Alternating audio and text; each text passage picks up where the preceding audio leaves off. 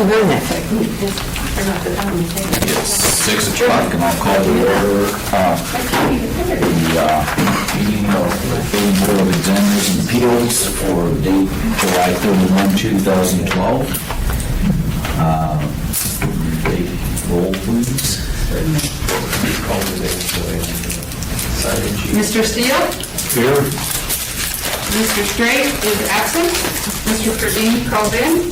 Ms. O'Donnell? Here. Mr. Brigham? Here. Mr. Michelson? Here. Mr. Gray? Here. Mr. Looney called in as well. Mr. Merchant? Here. Mr. Boney? Here. Mr. Feller? Here. Mr. Hawkinson? Here. Okay. Just a reminder, if you have your cell phone with you, if you please mute it so we don't have those interruptions. I'd like to welcome Mr. Hawkinson as a new member. Thank you. We have an agenda before us. Can I get approval to accept the minutes? The agenda, excuse me. So moved. Second.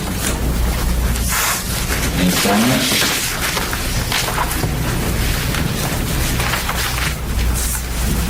Will you accept? Okay. I guess, we're good. We have minutes before us for February 21 and March 29. Need a motion to accept minutes, please. Mr. Chairman, I move for approval of the February 21st, 2012 minutes. A second.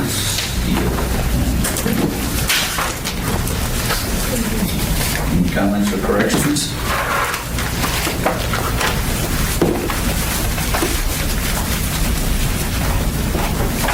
Hearing none, I'll call for vote. To accept. Just by hand, what, please? Approval. Oh. We're just doing February 21 right now. That's the only one that's on. That's been accepted. And March 29. Mr. Chairman, I would move for approval of March 29th, 2012 minutes. Thank you. Comments, discussions, or corrections?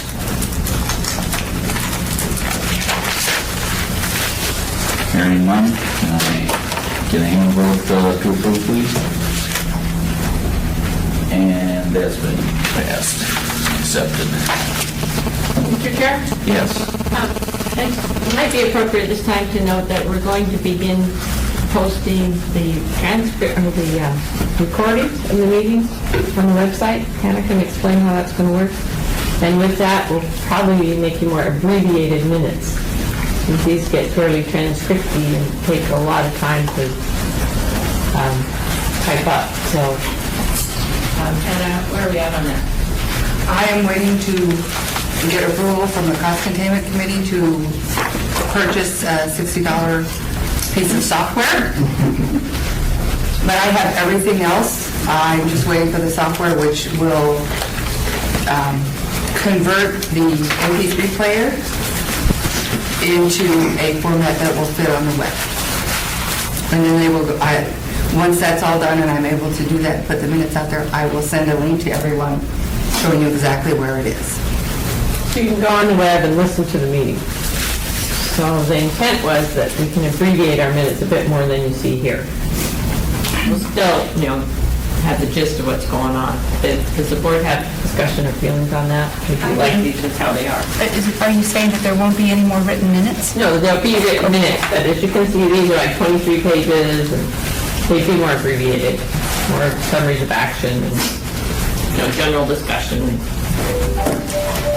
Mr. Chairman, I guess I have a question. I assume there's no legal issues associated with abbreviated and so-and-so transcripts available. Well, the audio, yeah, Ron's audio is available. If you look at what the assemblies did, for example, I had occasion to look at it just today, as a matter of fact. They're very abbreviated. They'll say things like, Dennis Miller was what we spoke. Okay. You're forced to listen. In their case, they have the full video. Right. Same motion. So I don't think we're planning to go quite that much A little less than what we have here. If I may, I would hope there would be a little bit more information, because I personally wouldn't have hours and hours and hours to go and re-listen to something, whereas I could read quickly through minutes. That's a good idea, because in Assembly's case, they've got a system where every agenda item has its own special link, and you click on it, you go right to that video, and it's really easy. I don't know if you guys are going to have that, so having minutes that help you figure out whether you want to listen to this piece or this piece is going to be helpful. We can do that. It is time consuming, but it can be done as soon as I get all the stuff. I have a quick question, Janet. Has anybody looked at incorporating something like Dragon Naturally Speaking software so they can transcribe it for you? I've been thinking about that, but have not yet suggested it. Because that is like a miracle solution. I mean, that I know other institutions that have used that instead of actual transcriptionists, and it works brilliantly. I know my brother-in-law from Rhode Island, it doesn't work too well. My sister was a transcriptionist for API, and they let a lot of them go Yeah. because they started using the transcription software. Great program. I think our meeting is going to get more and more voluminous than that if we've got every word of every person now. Kind of like the idea of getting down to the meat and the facts and abbreviating myself. Well, what we can do for the minutes of this meeting, prepare them in a more abbreviated fashion, and then you can discuss them at your next meeting, or we can send those out, and if you can have less or more detail, you can comment, you can always go back to the transcripts and string to the audio and use them up if you think that's what's needed. So it gets locked in a little bit. We're just trying to keep Tana from, she's spending hours and hours and hours. Yeah. And there's, lots of other daily business that we're attending to. Okay, just want to bring that up.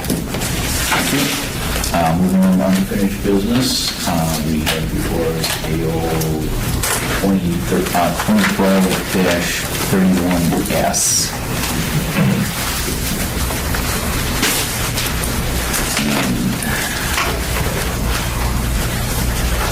We have a presentation on this.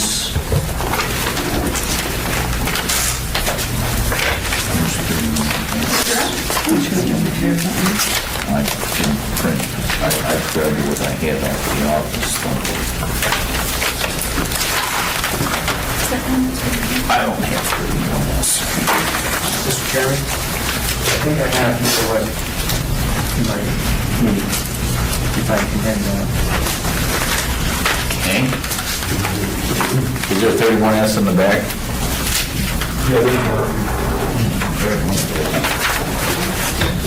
Is that the same thing?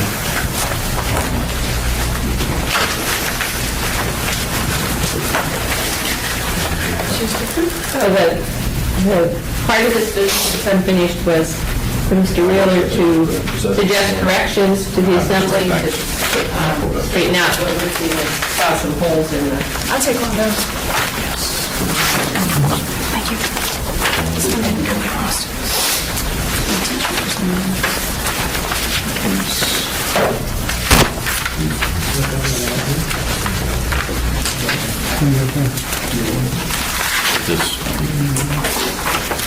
Mr. Chairman, the document that's not numbered, the two-pager, is my draft, discussion draft for the board.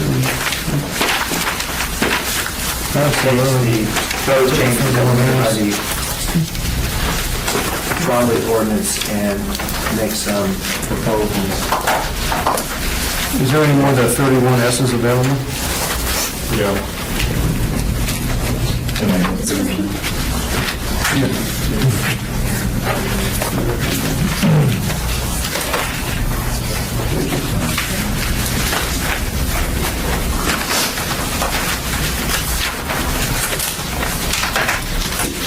The other 31S, is this the same as we have seen previously?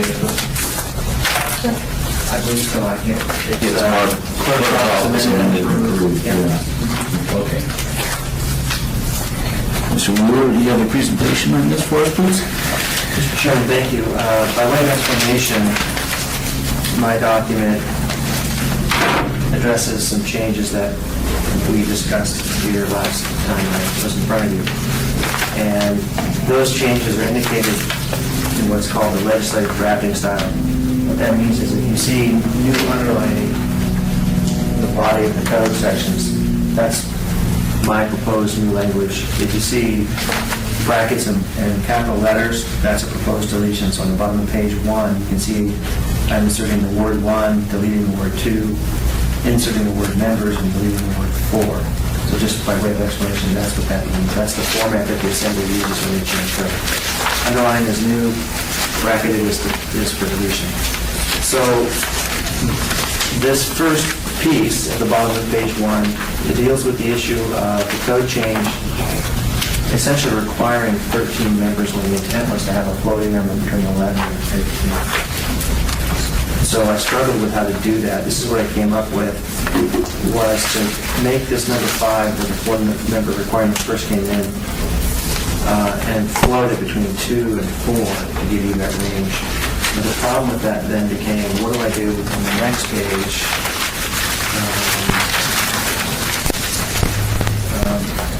Where you see at least one of the members shall be actively engaged in home building.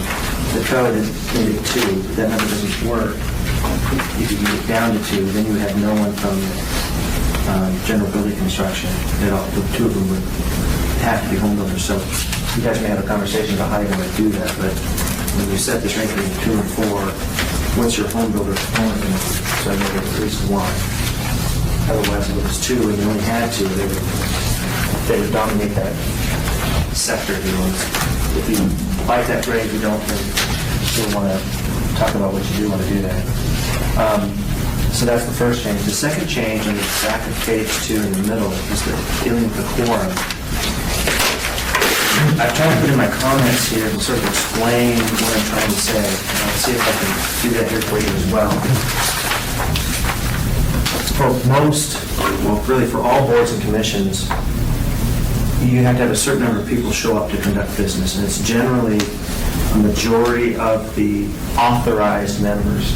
So for the Assembly, which has 11 authorized seats, you have to have 6 there present to conduct business. You may have vacancies or absences. That doesn't lower the quorum requirement. If you have 11 authorized positions and you have a vacancy because somebody had an illness and resigned, and you had 2 more people not show up, you still need to have that 6 to conduct business. If we have a floating scenario, such as proposed here, where you're floating from 11 to 15, then you need to float your quorum number as well.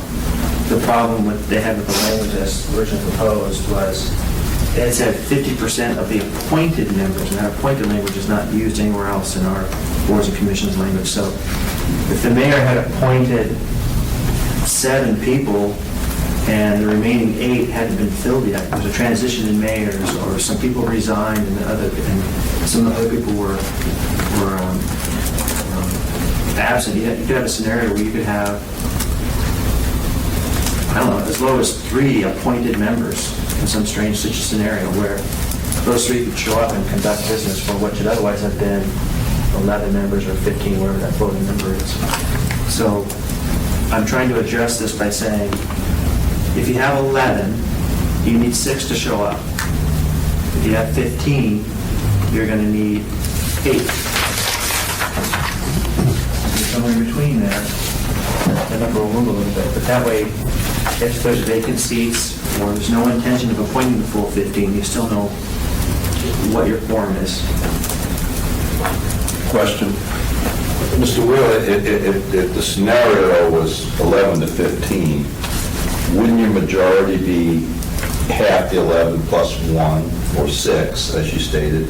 And if it did go up to 15, you would still only need the required 6, because it's a flush vote. Wouldn't it be your minimum amount is always your quorum? If you had 15 appointed members, But you really only need 11. But let's say they're appointed 15, but the way it was written only indicates you need 11 minimum. So your quorum would be 6. You could certainly set it that way, but my thought was that the vast majority of boards operate on majority vote. Plus 1, or So you need, if you have 15 people, your majority vote would normally be 8, not 6. correct, but most normal boards and commissions have a set amount. True. I.e. 11, i.e. 12, i.e. 9, they usually odd amounts.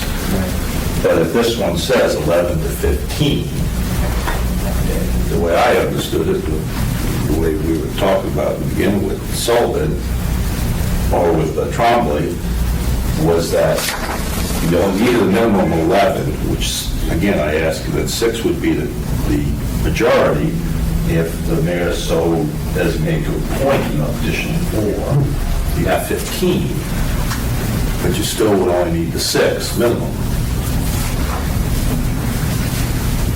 I'm, just as a matter of principle, I'm a little concerned about having 6 people run a 15-member board. But that said, you all can make that recommendation, as you said. I would think, though, in order to make that work, the mayor would have to declare, this year I intend the board not to be any more than 13 people. So you would, or you would have to set hard and fast, it's going to be 6 no matter how many. So you're going to get your saying. If I understand you right, you're saying that no matter how many, 11 is the minimum, right, which set in the ordinance. right. So Majority would be so 6. you could say that no matter how many the mayor appoints, quorum will always be 6.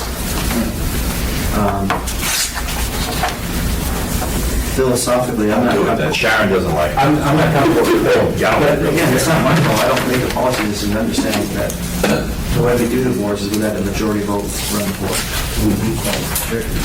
The body, you guys can make that recommendation if you want.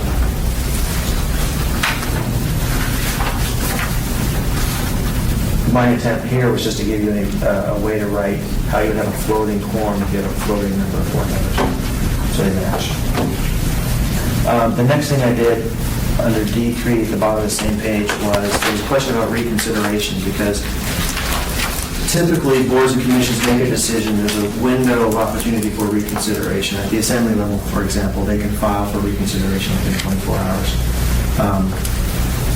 My thought was, we wanted to expedite this, and the full board, if it wants to, can hear the case all new, hear all the evidence. So my thought was, you don't really need that 3-member panel to even have the opportunity for reconsideration. Maybe what you want to do is simply say, 3-member panel makes a decision. If somebody appeals it, the full board can decide whether they want to hear it or not. And if they do, they're going to hear the whole thing. So typically reconsideration comes up where somebody says, oh, I've got some new evidence. Well, appeal, and the full board will hear the new evidence. So just a suggestion there. The other option is to allow reconsideration and set a time period, how quickly they have to get it, But then the 3-member panel has to get together again, and you could still have, that's not very quick or efficient. So I thought just make it clear that there is no reconsideration, you just appeal to the decision. On page 3, the middle of the top section 4.4, there's a requirement for all notices to be sent out within 5 business days, but there was no clear indication of 5 business days of what.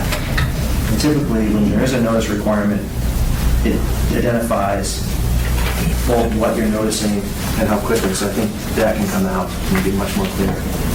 If there's a, so that it just simply says that one of the duties of the secretary is to get the notices out. Well, which notices and when is defined in other places. And then the last section was the supplementation, and the issue there was whether the panel needs more information or whether the notice of appeal talks about information, but we didn't actually include it. So I tried to clarify that a little bit by saying that if the notice of appeal relies on but does not provide dated documents or other information, the secretary shall request it or provide it within 5 days of receipt. And the failure to request or receive it is a basis for the board to delay the hearing a little bit. So the secretary might request it, but maybe it doesn't come in time. The board can make the decision as to whether or not it really needs it. I took out the word municipal because the data, documents, or other information could be from any source. It might be a third-party report that people are discussing and wanting to incorporate the report's recommendations. It may not be a quote-unquote municipal report, so I wanted to make it more clear that any data or documents that people want to use or rely on should be provided to the board if they want the board to take into consideration. Question. Mr. Michelson.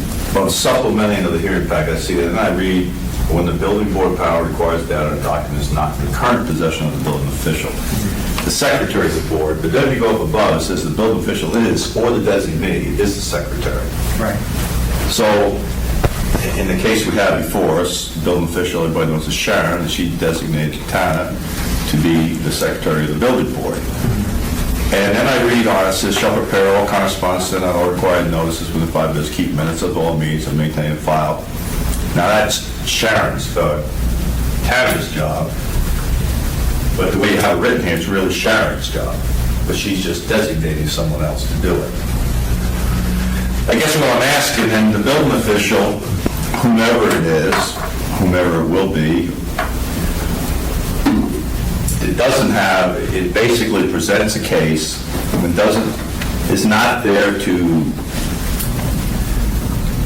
I should say, run the meetings, tell us about procedures, when we're out of line or whatever. Is that correct? Are they just the secretary, or is the building official having a different position with this board in relation to its activities?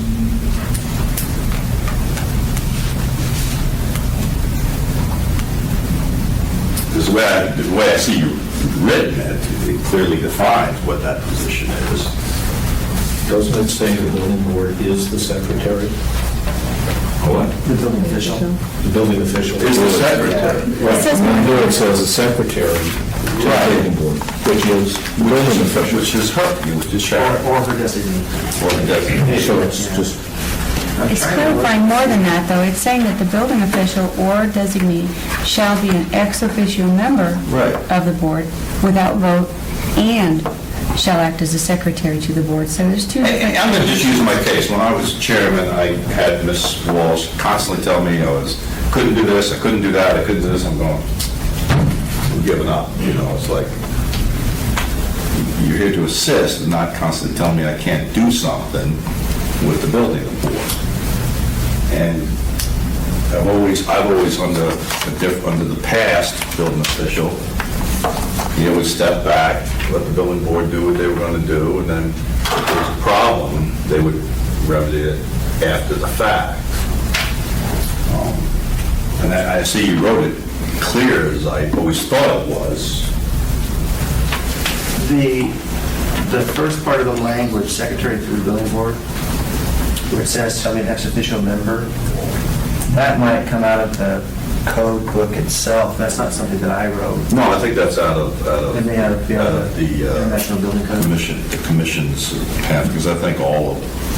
Well, Jerry, didn't you used to be ex officio for the planning board? Well, they all function the same way. They're staff support for the boards and commissions that carry out their duties and responsibilities. And all boards and commissions are not created equal, and they may not all know the procedures and process. And, staff is there basically to facilitate that, to make sure that you're still within the bounds and the realms of municipal procedure. So, for an example, the municipal clerk goes to all the meetings, she sits up there at the dais with all the assembly members, she obviously doesn't have a vote, she doesn't make motions, but she is their quote-unquote parliamentarian.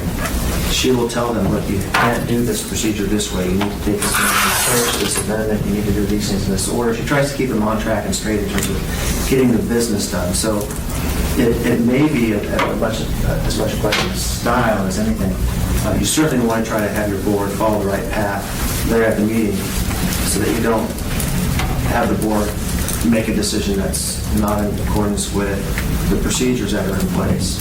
And obviously, there's turnover on these boards, and not all the boards have a lot of experience with parliamentary procedures or motion practice and all that sort of thing. So you do want somebody there that has that kind of experience to guide you from case to case through your agenda and make sure it gets done in the right way.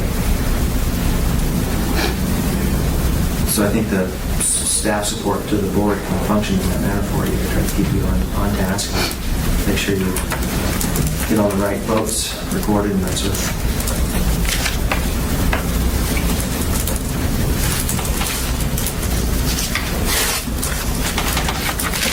Other discussions?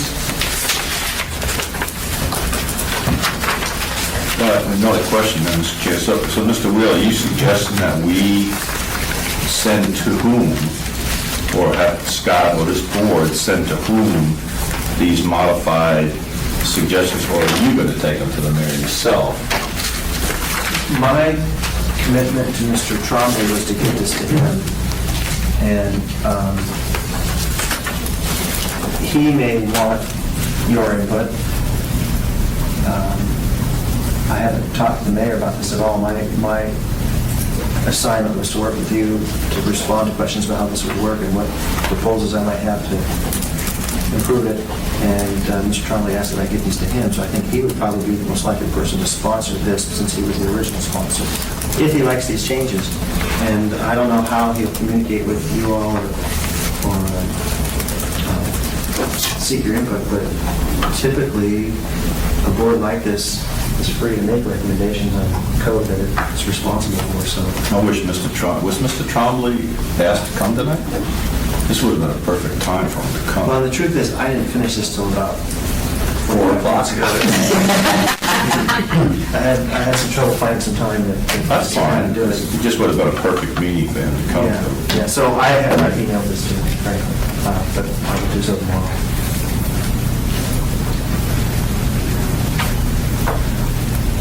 I would like to send this through Mr. Wheeler and Mr. Trombley with the endorsement of the board, if the board is so willing.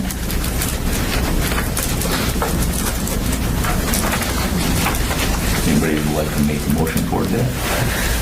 Mr. Chairman, I would move that the document as written and presented and explained by Mr. Wheeler this evening, it's not titled, but short of that the building board supports the proposed language changes as submitted. For sake of discussion, I'll second it, but I have some suggestions. You want to open up discussion first? Okay, we got to move in second discussion. Mr. Chair, Mr. Mickelson. I would like to, as I was alluding to with Mr. Wheeler, I'd like to send a message, and then it'd probably have to be an amended motion, unless Mr. Steele accepts it, but I'd like to make it the 11-member minimum, because it says 11 up to 15, make it 11-member minimum, which would give a quorum of 6 at any one time. And then who shows up, shows up. And then on number 5, on the 23.10.103.4.3, number 5, Mr. Trombley, I think, had 4 members of the general contractor activity in there originally. Was speaking with them. He was trying to get it not more balanced, but he was trying to get people that actually do the work that the appeals come in about into it. And Mr. Wheeler's suggestion of limiting it down to 2 and one to be a residential contractor, I think takes away from a little bit Mr. Wheeler or the board if they could maybe make that 3. Mr. Chairman, if I might interject. As the maker of the motion, I wouldn't be supportive of what discussion is going on, so I would suggest that you move to an amendment, or we speak to the motion before us. Well, I guess to satisfy that, I'd like to make an amendment to Mr. Steele's motion. Let's see if we get a second on it.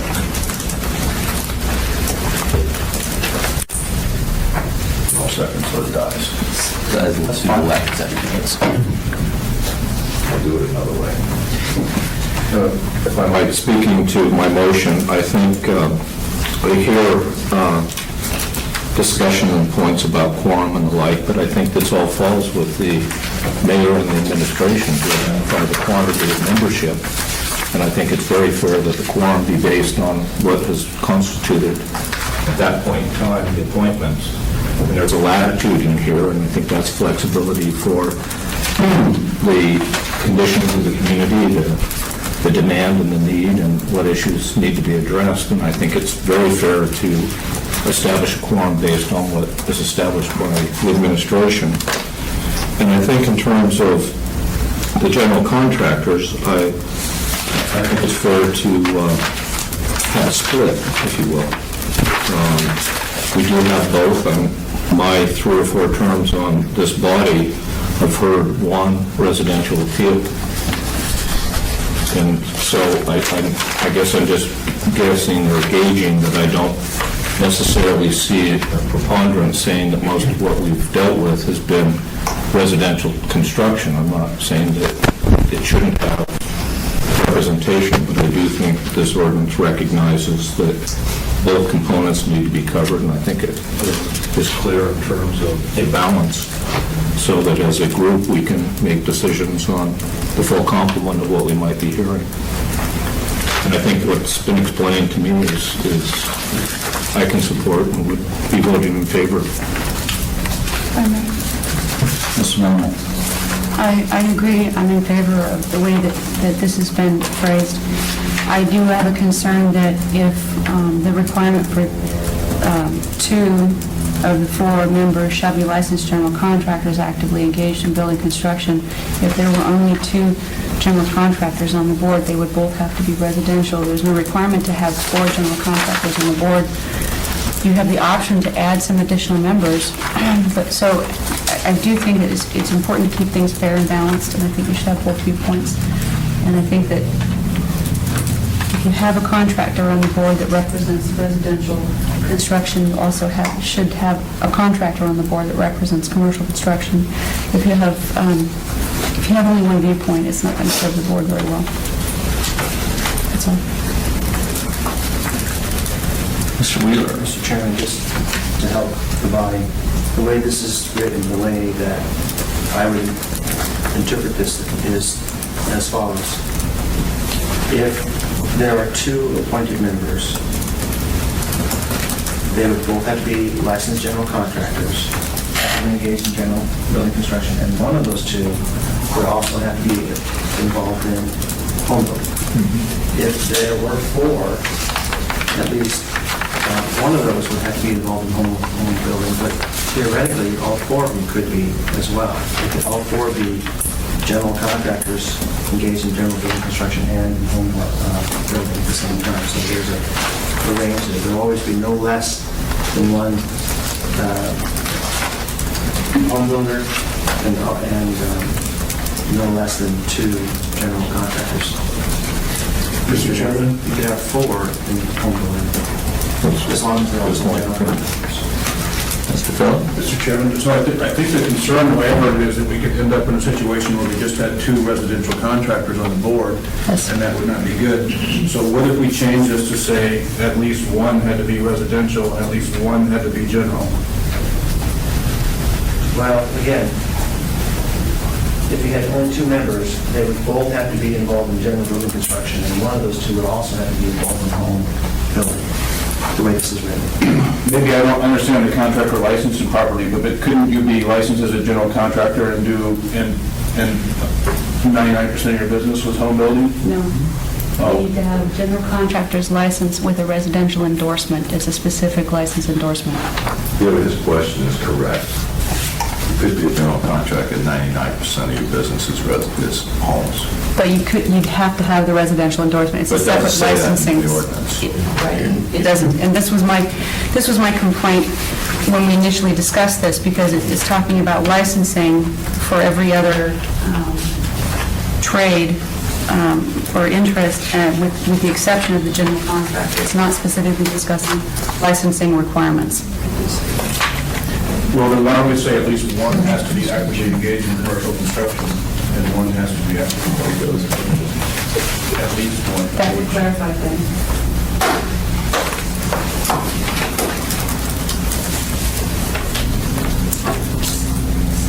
Did you want to repeat what you just said? I think? So I'm suggesting that we amend item 5 to say at least one of the general contractors be actively engaged in home building, and at least one be actively engaged in commercial construction.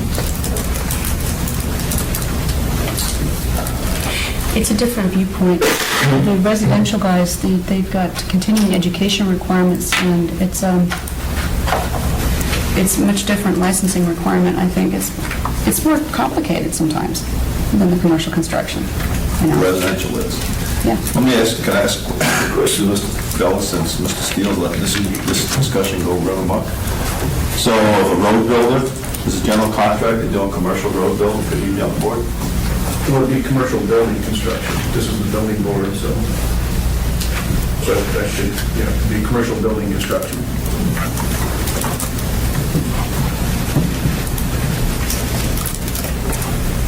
If I understand the suggestion, the net effect of it is really to change general building construction to commercial building construction.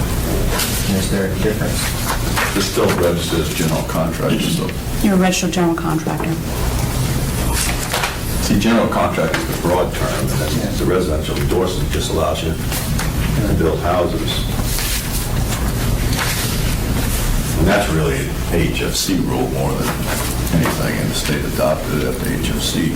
Do we need a second to the amendment? Proposed?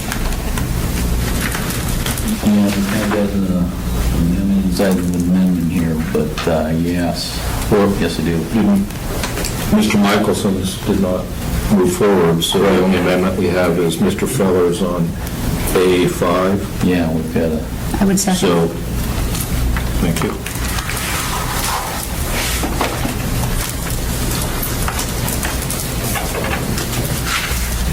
Other discussions toward Mr. Feller's motion?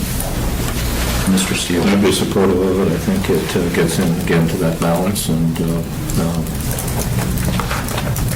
actively invites both components to participate.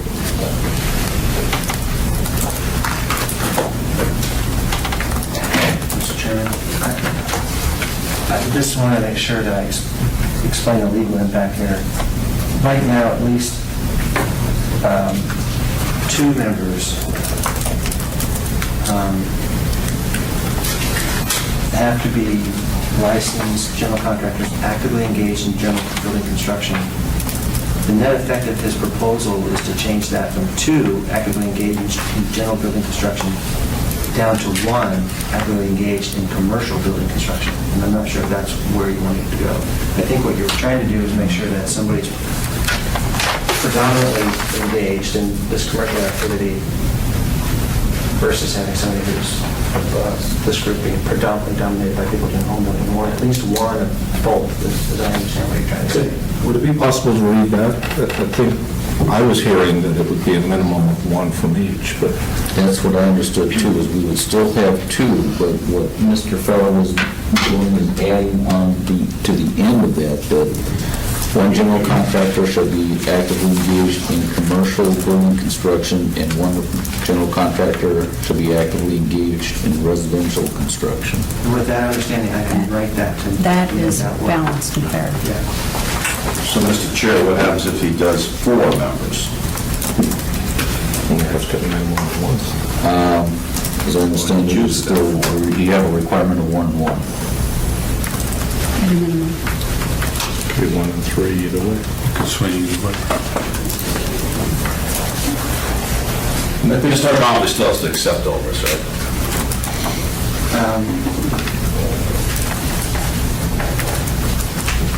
When the building board makes a recommendation like this, theoretically, it could go to the assembly, and any assembly member can introduce it, or the mayor can introduce it. I mean, the most likely scenario is Trump will present something. But they would present your recommendations along with whatever they're proposed to, so the assembly would be aware of your recommendations. Trombley might propose something different, but the assembly would be aware of what the board wanted and what Mr. Trombley wants if there's a difference. Do you have anything additional toward your motion, Mr. Feller?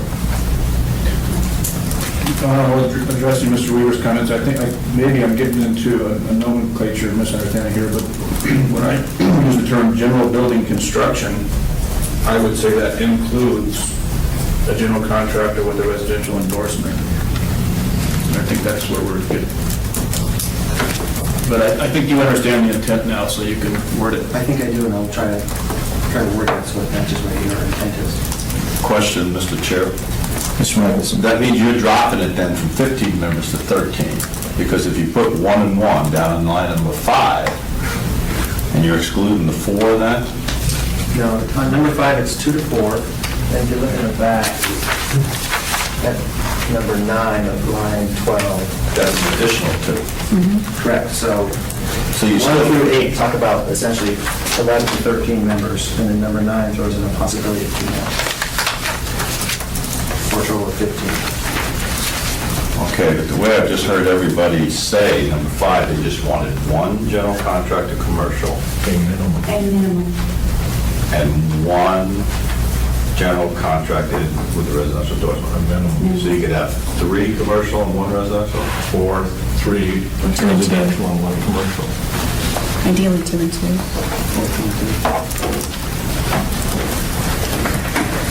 We could say 50%, but 3 doesn't work out that way.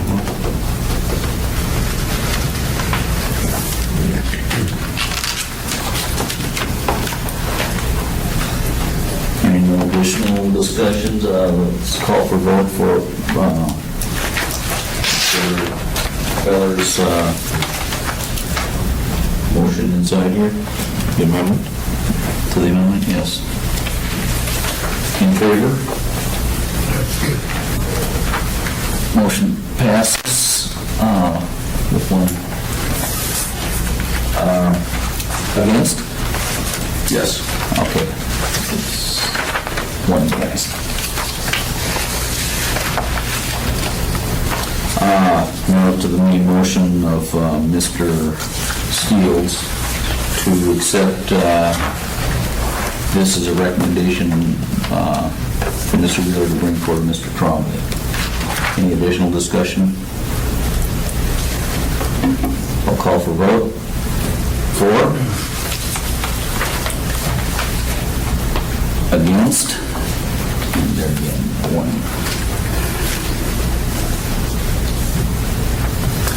So that passes.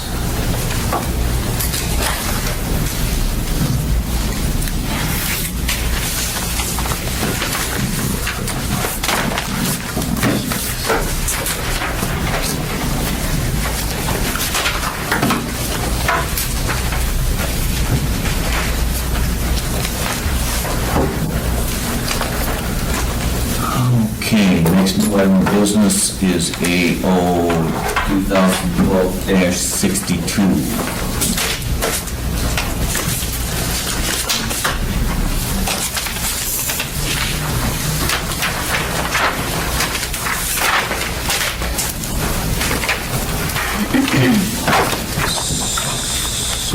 Is regarding single and two-family residential construction from plan review of municipal building. Presentation from staff, please. I'm sorry, we're on 5A? Yes. Thank you, Mr. Mr. Trombley has brought forward an ordinance in 2012-62. It was introduced on July 10th.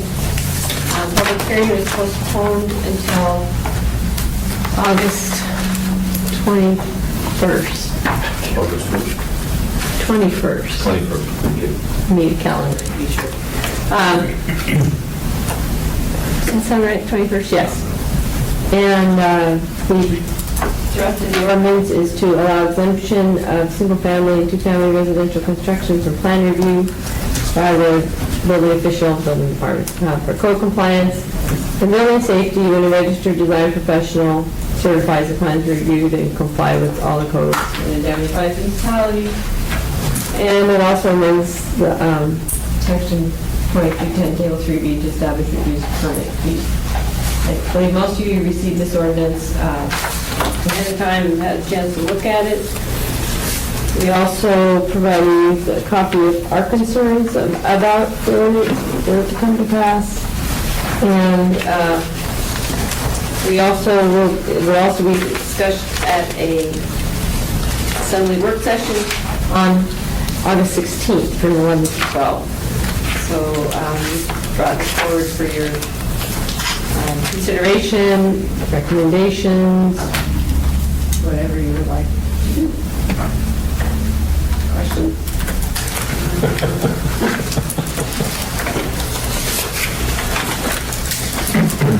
Along with this ordinance, I think some of the backup that is here is, we were just handed a letter from Blue Sky Studio today.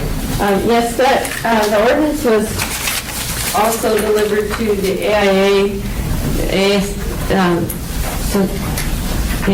architects, ASCE civil engineers, SEAA Structural Engineer Association of Alaska, and the ACBC Alaska Professional Design Council. It was sent to them without any commentary or any of our list of concerns. We sent it to as is and asked for feedback. And we so far have received this letter from Captain Call, which is, like, we just got this yesterday, so that's just put forward also for your information. And associated with this is also Assembly Memorandum AM 393-2012. I believe so. Yes. And a document on municipal letterhead titled Concerns for Exempting Single-family and duplex residential plan from MRA plan review if self-certified by a licensed architect or engineer. Correct. That was the staff's comments on the ordinance. We have a document from the Office of the Municipal Attorney, memorandum to Mr. Cromley. I didn't get all of the copies complete. Right. Mr. Trombley had asked certain legal questions, wanting to understand the impact his ordinance may have, and asked these 6 questions here, and the legal's response. And there's another document, I believe, that's attached to this one, that's the municipal office, municipal attorney's office memorandum dated November 29, 1993, to Assemblymember Bell from Scott A. Brandt Erickson, Assistant Municipal Attorney. Correct. Legal included that as some history and explanation of some of their responses to the 6 legal questions. So all these are knitted together.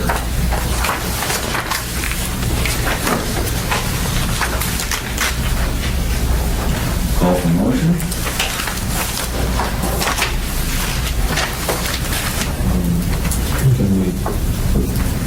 Is there a chance for some potential questions, Bruce? Well, I was gonna do that after, get into it after we got a motion on it. You wanna discuss it on it first? There's questions of staff. Staff, questions of staff, okay. Good. You have some? Yeah, I've got a long list here, and I don't want to draw this out longer, but is everyone comfortable just going through this?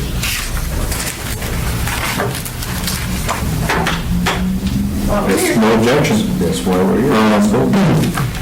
In reading the ordinance, my assumption is Title 21 requirements will, the permitting process remains unchanged. Correct. 2310-10471 identifies the building official shall conduct or cause to be conducted reviews for zoning and planning. Then it says building permit address flood, NPDES, stormwater, and any other reviews. Why is the building permit listed in that sentence? Is that an error? Ignorance of the author, ignorance of the author, probably. I think Well, I'm just trying to we're clarify. just trying to make sure that those reviews still took place with the self-certification, the floodplain review. But if we were to accept this, then building permit probably should be lined out from that section. Thank you. 2310-104.7, design professionals responsible charge. Is the first sentence what is required to enable the proposed ordinance? I got confused. It says, when it is required that documents be prepared by a registered design professional. And this seems to focus on the exceptions for single family. Right, and remember that the way that these kind of ordinances are revised, what you see that's underlined is additional language to existing code. The existing code already has this 2310-104.7, already has that language in it, and that would be that if you look in other parts of the ordinance, other parts of the code that aren't in the ordinance right here, existing parts, there are certain occasions when it can be required that documents be prepared by a registered design professional. Okay, so that language is in there to cover all Already. but single family and, okay. Well, yeah, that language is, it's current language in it, yes. Short answer, yes. There's a comment in there that submittal documents and structural observation required by this section falls under the responsible charge of the registered design professional. Can you use line numbers or something? Should have done that. It's in 2310-104.7, let's see,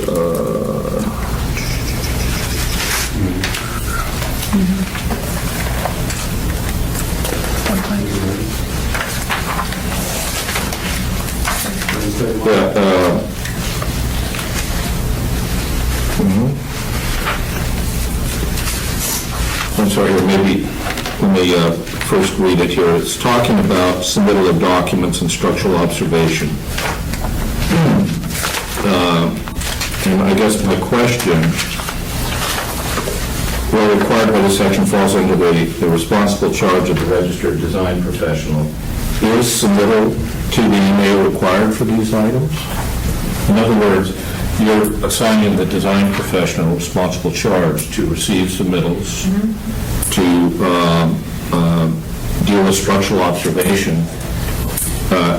Is there a requirement to submit these to the MINI since we're taking, if you are a design professional and you were taking that responsibility? Does it need to be clarified that you're looking for submittal of that information? Page 2 of 716. My understanding is that the intent of the ordinance is that the building department still receives copies of all those things because they'll need them at the inspection stage.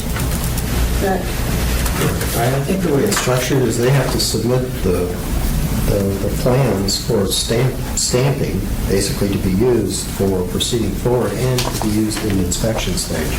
Okay.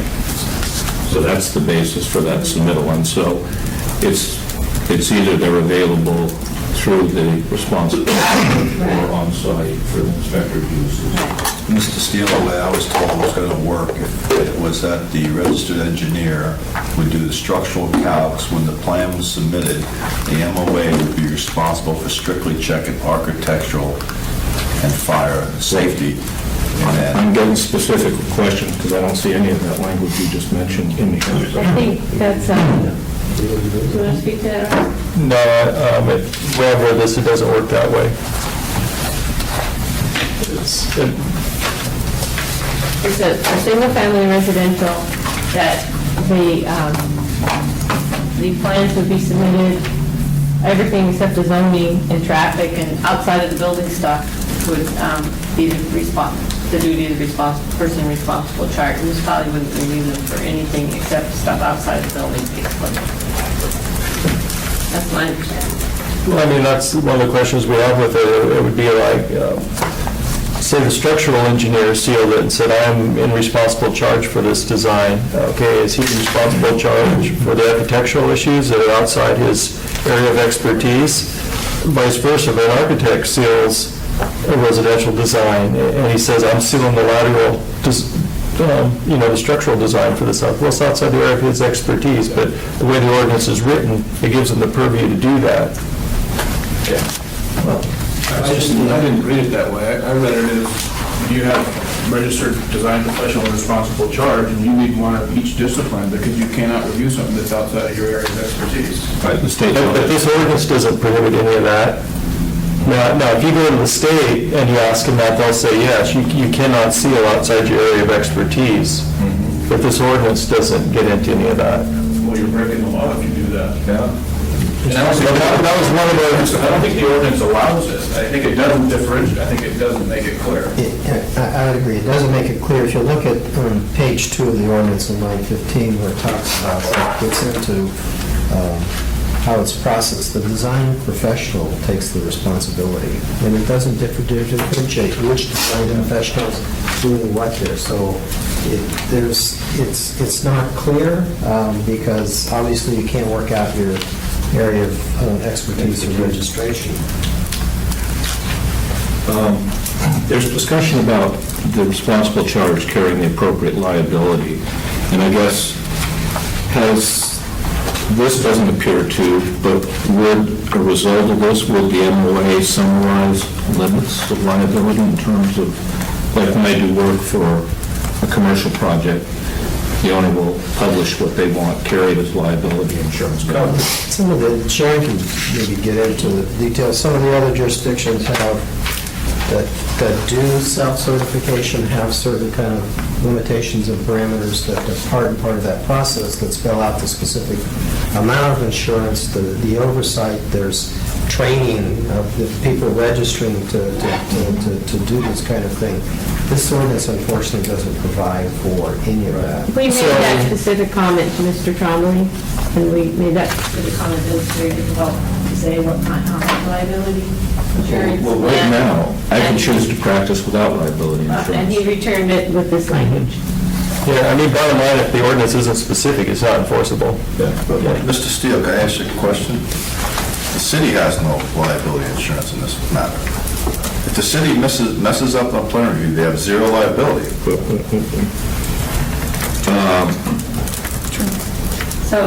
So why ask a design professional to have more liability than they have to carry themselves? I'm asking this question so I can have some fodder to act on it. 2310-107, or 104.7.1C, what certification is being sought? And this is editorial, it appears this language is not in line with the spirit of the ordinance. Because you're saying if you're willing to seal it and you're trained and licensed, but what form of verification is required? Is it continuing education, code classes, et cetera? It just seems to be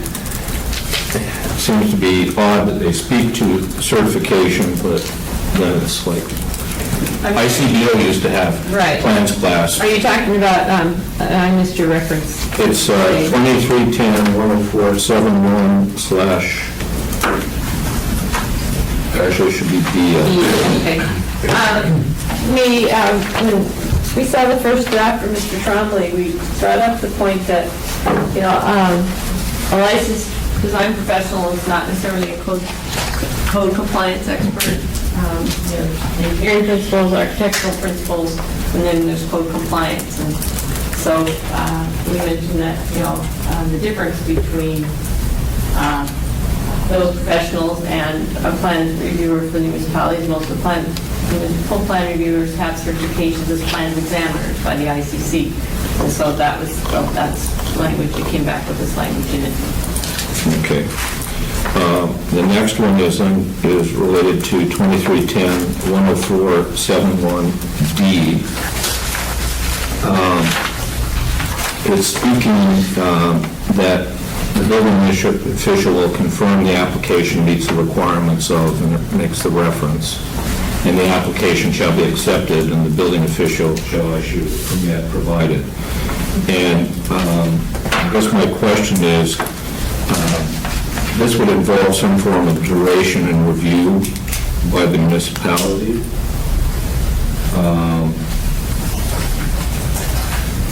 That really gets to the heart of it.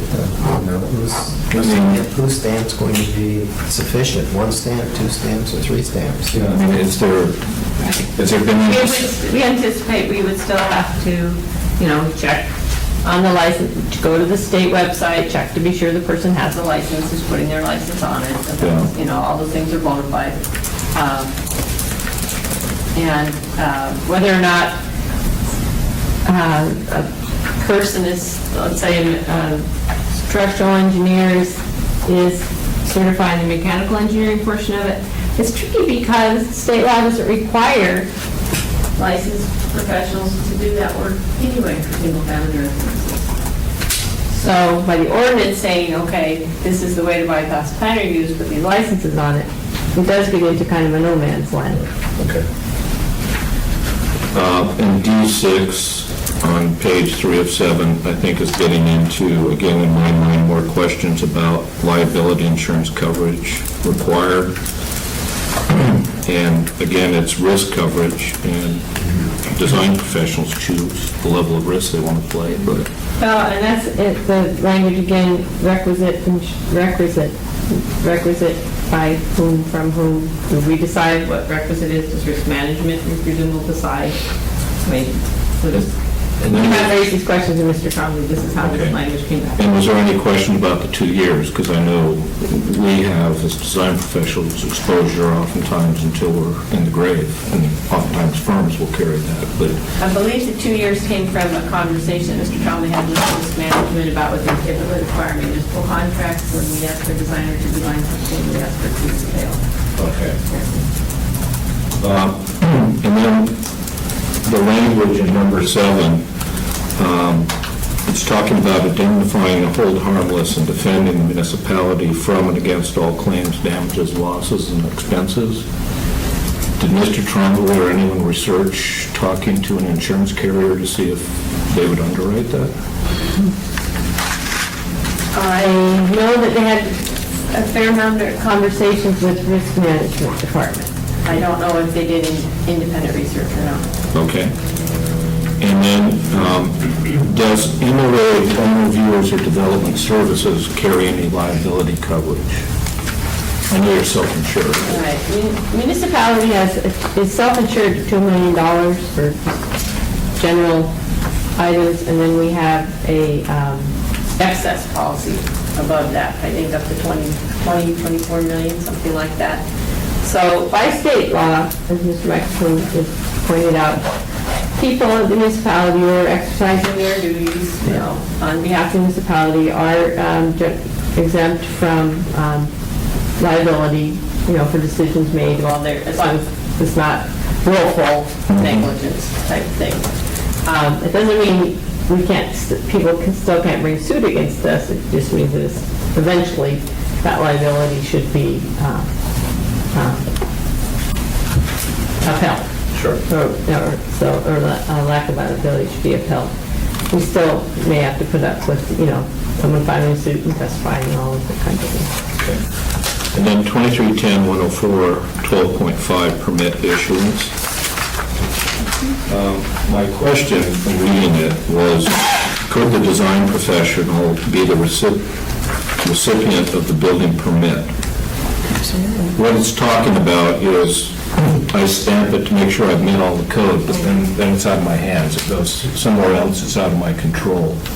Was there any discussion or comment about that stamp being the recipient of the permit, so that there's some leverage that they have a role in the project? The authorized agent could be, you want to speak to how we do authorized agents? He could be, the design professional could be all of it, could be the owner, the builder. Right. Yeah. But if it was 4 or 5 categories, it seems that, similar to maybe special inspections, at one point, the contractor was permitted to do special inspections, but then there were issues of them getting paid by the owner. There were issues of pressure being potentially applied to the inspectors. So the meaning moved off that and specifically that it's required by the owner. Well, here, I could stamp this and it could go out there and then I could be told you're done. And who knows what happens to the project. So, You mean you could be told by the owner that you're done? well, whoever has paid me to put my stamp on that drawing, Right. then I have, in essence, no knowledge of the project or leverage or influence. And I'm just wondering if that was part of the discussion in any of this. It did not come up with us. Not that I necessarily want it, but just... Right. And then if an inspector, I'm assuming there's be inspections, and if an inspector takes exception to a design resolution that's done and stamped, how is it resolved? Well, that's the biggest problem with self-certification. And the research that we've done in the jurisdictions that have done it, and some empirical studies that have been done, when they do have oversight to go in and look at these, there have been a pretty significant portion of them that don't meet the code requirements after they've been stamped and gone through the process. And we have the data from the jurisdictions. We can share that with Randy, share that with December, and we can share that with you. That it couldn't come at a worse time than to have the inspector in the field stopping the project when it's partly constructed, underway, substantial time and money is expended. And what we've seen is 25% of the self-certified plans are problematic and 40% of them are structurally deficient. So those are the statistics that we're working from. And in those scenarios, historically, you've seen those jurisdictions rule in favor of an inspector as a protection of common good and interest? It's just that's what they've discovered through the process, these jurisdictions that have done this. Some jurisdictions, depending on the size of the community, have to do it out of need and necessity. Some jurisdictions, because of budget issues, go down that route. Some jurisdictions start using the process, and some start. We have not found an overwhelming number of jurisdictions that do it. Now, did you ever see in any of those that a waiver would be generated to exclude that if, let's say, the inspector's interpretation carried? Would there be an appropriate step for a waiver to remove that component from? We see it as a really setting the stage for disputes to happen in the field. I talked specifically legal about that. What do we do? Here we have an inspection, we have a dispute between the inspector says, this is not code compliant, design professional says it is code compliant. Back to interpretation of the code. And legal said at that point it falls back to the other alternate means and methods, the other portions of the code about resolving that kind of an issue. There is a suspension or revocation site in the code that says the building official may, in writing, suspend, revoke a permit issued under provision of the codes and the technical codes when the permit's issued in error on the basis of incorrect information supplied or in violation of an ordinance or regulation of the provision of the code. So, scenario probably would be, inspector sees something they feel is clearly not code compliant, design professional takes exception to that, inspector comes to, brings it, to chief of inspections, chief of inspection brings it to building official says, invokes a stop work clause or whatever else has to happen until things get sorted out. So, Can I ask Jerry a question? That's the end of my questions. but that would be, to just finish up, that would be the kind of issue that typically we sort out at plan review time. Okay. Thank you. Questions, Mr. Chair? Mr. Mickelson? Mr. Weaver, you tell me 25 to 40% of the houses in Eagle River, stuck again, Bear Valley and Girdwood, was structurally deficient. I didn't say that. That's what you just said. That's not what I said. You said 25 to 40% in the jurisdictions have been found to be structurally deficient or built You to should not listen conform. carefully, is what I said. And that was the jurisdictions that we looked at, and the data that we were able to obtain from them, on their analysis and their participation in a similar process. Okay. And it is true that Bear Valley, Stuckagay, Girdwood, and Eagle River don't go through any planning review. That's correct. Okay. Are all the MOA plan reviews, are they all ICBO certified? NCC plan examiner? No, Becky's not. But she's doing primarily all the plan reviews, and she's not certified. No, she's not an ICC certified plans examiner. $2 million insurance policy seems a little low. I carry $2 million my own self, and this town of Acton's only have $2 million, seems really low. But yet you're asking somebody that, I think you're asking somebody or that wants to take on this design criteria to carry more than you have to carry, and you have no liability. Zero. We did not write the insurance provisions that are in this. This is Mr. Trombley's language. We brought it up that is unspecific. This is the language Mr. Trombley That's wanted. part of this ordinance in speaking to insurance. When this ordinance goes into place, if it goes into place, the ISO rating for residential is gone. That's a whole nother subject for insurance rates. To answer, I think, try to answer Mr. Steele's, if an engineer, I know 6 engineers that would jump on this opportunity, and if an engineer wants to stamp a set of prints for plan review, then I think that engineer will take the precautions necessary, and if he wants to implement that he does weekly inspections or whatever, that will be in his fee, I would assume. In the end, John, no, it's just saying, in the end, the builder takes all liability. The builder takes liability when they make a mistake. The builder takes liability when you make a mistake. The builder takes liability when the inspector makes a mistake. How many are named in the They're all named, but in the end, the builder holds the entire part. Well, I'll turn to you to defend me then. Well, I'm done, that's the way it is.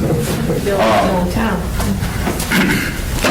So there's some, the ordinance no doubt needs a little bit of massaging. To, just for the sake of the board, there is I sat right next to a plan reviewer outside of Dallas, Texas, a town of 225,000 people. I sat with them on an ICC committee, and their town doesn't have plan review. It's works well, the inspectors go out there, they get along well with the community, and everything works fine. We have some inspectors that think they're engineers, and this is what creates the problem that Mr. Steele alluded to. When they think they know more than an engineer, or they think they know more than plan review, it does raise problems. Mr. Chair, I apologize if my line of questioning maybe was more discussional at times, but the intent was pure questions of staff, and I think though Mr. Michelson is saying appropriate things, I think they're more appropriate for discussion, and this is, I think, a question period. I have a question here. Where is the insurance requirement stated in here? How much the professional... It says requisite insurance. Pardon me? It doesn't say who's requiring it, it just says requisite. It says requisite. So it's up to interpretation as who requires insurance. And how much? Yeah. It doesn't say how much. The only specific insurance requirement is on page 3 of 7. Number 6. There are state minimums for general contractors, there are state minimums for insurance.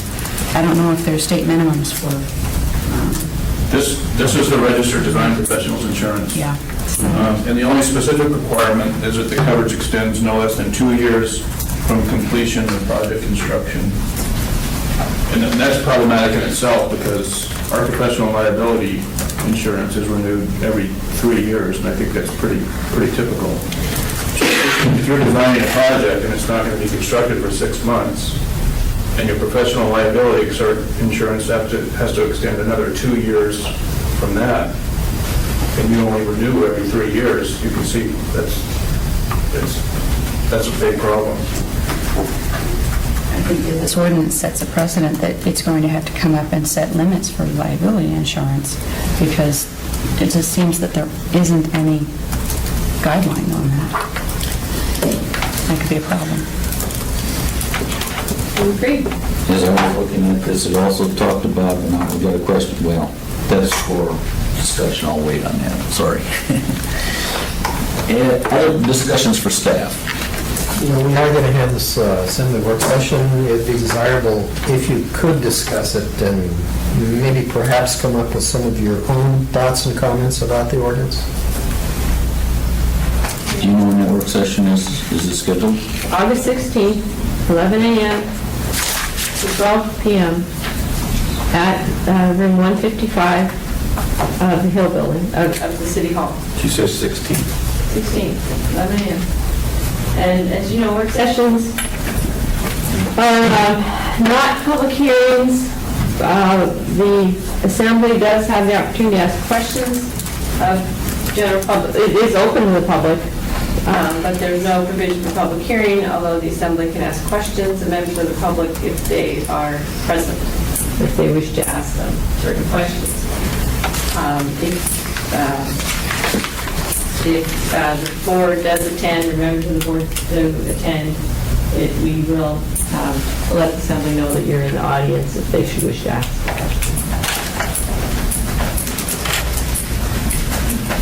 Question. Yes. Is it appropriate to ask questions about the MOA's document where they're listing concerns? All of these together are on the table, yes. I just have a quick question. I'm reading through this. It's very lot of thought went into discussing some of the MOA's concerns. But on page 2 or 4, bottom of the page where the question put forth, I read that homes in Eagle River, Chugiak, and Girdwood aren't reviewed anyway. Aren't they just as good as the ones in Anchorage? I don't hear about any of those houses falling down. And the answer it says, it is true that building codes are only enforced in what is called the Building Safety Service Area, which is generally the main part of Anchorage Control. This came about around the time when the former city and borough were unified. At that time, the more rural parts of the new municipality were not included in the BSSA. It limited the resources. There is speculation and anecdotal evidence. And this is where this becomes a little bit fuzzy. It says there is speculation and anecdotal evidence, which is basically hearsay, that many shortcuts are in fact taken in construction work done outside of the BSSA. And what are perceived by some to be extra connectors and structural members are left out to save costs. And this seems to me to be a very, very inflammatory sentence and isn't substantiated and would really, it puts everybody that builds outside of the BSSA in a very poor light. And I don't see that that's supported. And this is quite inflammatory. That's the problem with anecdotal evidence. People tell us, they talk to us, but they don't want to write it down for reasons of their concerned reprisals from someone that the job they worked on or something like that. That's why we call it anecdotal evidence. So it's basically rumor or bad blood. And it seems to me as if you're putting forward this as a recommendation, as your opinion, on whether something is positive to move forward with or really, really bad, it should be based on something more than rumor. Well, we could see if some of these people want to come forward, but, I mean, one of these things was based on a person who called me, and he wanted our code enforcement aide to go out to Eagle River and shut a builder down. And basically I said it's outside the Building Safety Service area, and he provided very specific examples of the things this builder, who builds both in Anchorage and in Eagle River, wasn't doing, that he knew should have been done. And I... To you? Yeah, he called me because he knew me. And this was... And he wanted our inspectors to go out there, and basically he wanted to make this builder put this hardware into the structure. So... I think there's other resources that he could have been referred to, such as the architect of the building in question, or the owner of the building in question. Because those are the people, buck stops The owner there. is the builder. Yeah. At this stage, oftentimes the owner is the builder. Yeah, and some of these structures don't have architects, they get home designers who are designing multiple structures for this builder, you know, they're on a regular basis doing, you know, maybe a quarter of their work for this one guy. And people don't want to burn bridges and... Understood. I still think it's a bad idea to put forth rumor, and I think if this were something that you felt strongly enough about, you should get something notarized, a statement, somebody show up and testify, because this is implicating everybody, not just one builder. This is implicating everybody that Well, lives outside of the other. it's certainly not intended to implicate everybody. And, It's intended to say it does happen. yeah, that's all it's intended to say. And aside from that, the plan reviewers get calls from homeowners in Eagle River that are going through the process of selling their homes, and inspectors have written up this, that, or the other issue, and that's also where we get a lot of it. Do we have a database? Do we write it down? Do we log it? No, we don't. I mean, we're just jumping from one fire to the next. You know, actually, I'll tell you, we talked to the mayor about this issue, and he's not a fan of that little information either. But the problem is, we don't have the time or resources. We could take a drive through any of these areas and observe what's taking place there. But we haven't gone to that degree. Well, by the same token, you can look at a lot of buildings built here in Anchorage in the mid-'80s and see the same thing, and there was plan review and inspections during that time period. Oh, yeah, we deal with a lot of stuff from the 82 to 85. Yeah. Yeah. So I still think it sets bad precedent to use rumor. So that's all I'm going to say. Other questions to staff?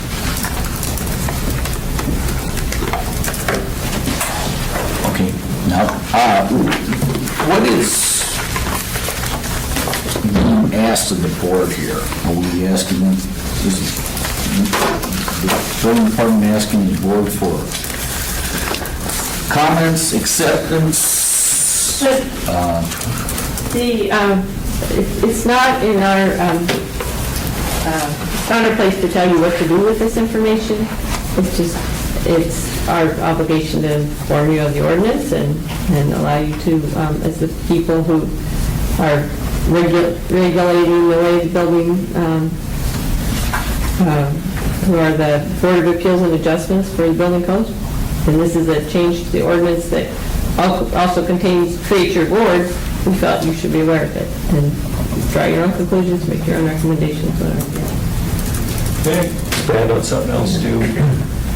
You know, one of my concerns, being in the plan review side of things, is I've dealt with a few individuals in the past who are rubber stampers, who will basically just put their stamp on something for a paycheck, and they won't really have any connection at all to the project. And, you know, some of these guys they weren't prosecuted through the state, but the EIS board took action against them and whatnot. And there are people out there that do that, you know, that just because you're a licensed architect or engineer doesn't necessarily mean you're ethical or honest or whatever. And the way this ordinance is written is, it plays right into the hand of the guy who is, you know, well, for $1,000, $2,000, just put a stamp on something for 5 minutes of work, you know. Mr. Mickelson. Mr. Ross, I've heard you make that statement numerous times, and again, I think it's inflammatory, and I think the building official ought to stop it, because I've heard enough about that.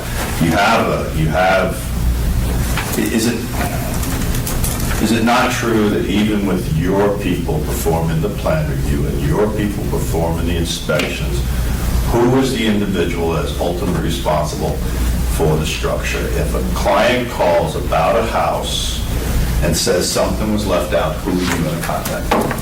If we can find him, Yeah. if we can find the builder, we'll tell the what person you- they need to take it up with their builder. So when you make these comments, Ross, about these engineers, I think the system will weed out itself. If a builder wants to choose a labeled rubber stamper and use him, the builder is still ultimately responsible for the structure. But we are, if I can respond, Mr. Sure, go ahead, I'd like it from. We are to, if you look at the intent of Title 23, and that's what's listed in the front of our concerns, the intent is to safeguard the public health, safety, and general welfare. Through structural strength, means of egress, stability, sanitation, adequate light and ventilation, energy conservation, and safety to life and property from fire and other hazards contributed to the built environment. Our obligation is to the public, the people who live in these homes, who are sleeping in these homes, who are going to be in these homes during an earthquake. Our obligation is to them, and that could be the second owner, the third owner, that could be an owner that is living in that home years after the builder's warranty is run out and any engineering insurance is run out. So the point of the building codes is to ensure a durable, good product in the first place so that there is no reason to be bringing suit against anyone. But aren't the inspectors going to question? Aren't the inspectors going to find out if the plumbing's working and the electrical's correct anyway? No, that stuff needs to be sealed by a design professional to begin with, but in terms of making inflammatory statements, I'm going to present exact examples to the assembly. Okay, and these people are on the State of Alaska's website too, if you want to verify names. Additionally, bringing up Dallas, Texas is a good example of a place with no plan review. Because when the Dallas Cowboys practice field blew down, it blew down in a 60-mile-an-hour wind gust, when the building should have been designed for 90. And that would easily been caught in structural plan review. Ms. Walsh, I'll ask you again. Under this ordinance, the inspectors are still going to do inspections, correct? Correct. And the inspectors are still going to check for electrical that's not registered, required registration, plumbing that's not required, mechanical registration, egress that's not required. So we're really just talking about, it's not required that professional engineers check egress, fire safety, doors, sheetrock. So really, this ordinance really is pertaining to structural integrity of the building. And then your inspectors are really going to catch the drywall, the front door, the steps. Is that not correct? Some of these things may not manifest till down the road. It takes time for a house to settle, it takes time for a foundation to give way. These things don't all happen the first year, the second year, but they might happen by the fifth or sixth. Again, when the warranty's over and the designer's liability insurance is expired. So our position is that it's in the best interest of the public to be sure that everything that can be done to catch a mistake is done. That doesn't mean there won't still be mistakes. We miss things, everybody misses things. But to have a process where everything that can even be done is done. And bypassing this plan review is taking all the steps out of the process. That's our point. Mr. Steele? If I could, we dealt with a similar, another ordinance previously about our organization, and now we're looking at this, and I'm reading through this, we're asking about what we're to do, recommend and the like. I really don't see anything that has been presented by the author that's explaining the reasoning why this ordinance is needed. Is there any form of document that is created that is more descriptive as to the reasoning behind it, other than we have some general questions that, have been posed, we have legal review of it, but I'm not seeing anything that starts by saying, I'd like to introduce this because it will solve. I'd point you to the assembly memorandum. 393-2012, and pretty much so. There's a small introductory paragraph, and then that says, provides residential building community with another option for building safety review and reduces the workload of the municipality building safety department when it's got more time to spend on larger projects. That's the reasoning. Thank you. Where did you find that? Sorry. It's on AM 393, 2012. It's behind the ordinance itself. I had a question for the other design professionals here. And it talks about plan review, I'm on page 3, starting on line 33. Plan review, building review, compliance review, under municipal code are within the scope of the professional liability insurance of the registered design professional. My PLI carrier is going to say, you're on your own, bucko. Anybody else have any experience with their PLI coverage that they can? Yeah, I know ours wouldn't accept it. I'd be very surprised if there wasn't an insurance carrier that would accept something like that. That's this section right here. What number is that, Scott? I'm on page 3 of 7, Yeah. line 32, Line 33, okay. which is D6A. Yeah, it's like the fourth page in.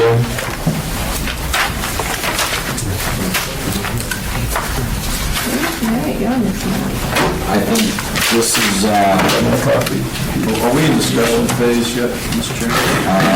well, we don't have an action phase, so yes, we're in discussion phase. I guess if you're asking the question to anybody, but I ask, and I'll ask anybody here, period, why an engineer, I'll just throw out a name.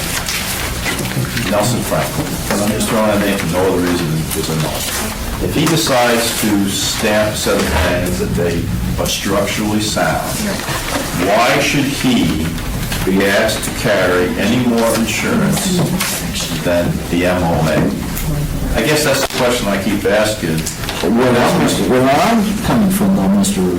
Michelson, is this specific thing is an uninsurable, so to speak.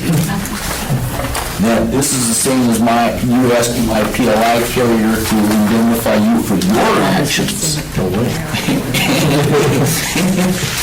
Yes, my PLI carrier has a different way of saying it, it's not quite that polite. I agree. Mr. Michelson, so the thing about this ordinance, though, it doesn't set the amount of insurance. That's one of the problems that has been identified. It doesn't say what the minimum amount of insurance is. It says the amount, type, and length of coverage as appropriate for work included in the permit application. I mean, that's too general, it's meaningless. But I guess, I'll ask you then, I guess if you build 10 miles north of here, you don't need it. So who's carrying insurance for that? A naive question, is it required by the state for an architect to carry? They're not architect approved, John, that's what we're trying to say. I'm just saying, I think insurance coverage is a requirement of a client, or it's spelled out in law, and I don't believe there's a requirement for a practicing engineer or architect to carry liability insurance. It's a choice of how much exposure you want. That's correct. I mean, this ordinance requires that you be a registered design professional, which means you have to be a registered engineer or architect. But that does not mean you have to carry E&O insurance. You don't have to carry E&O insurance to be an engineer.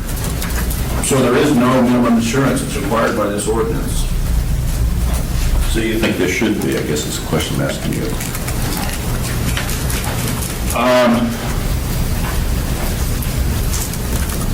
We don't do a lot of home, residential design, and I don't know whether it's, I think there's probably a lot of residential designers out there that don't carry any insurance, and I don't know that that's necessarily Well, I ask you, the other side of Muldoon Road, you don't need it.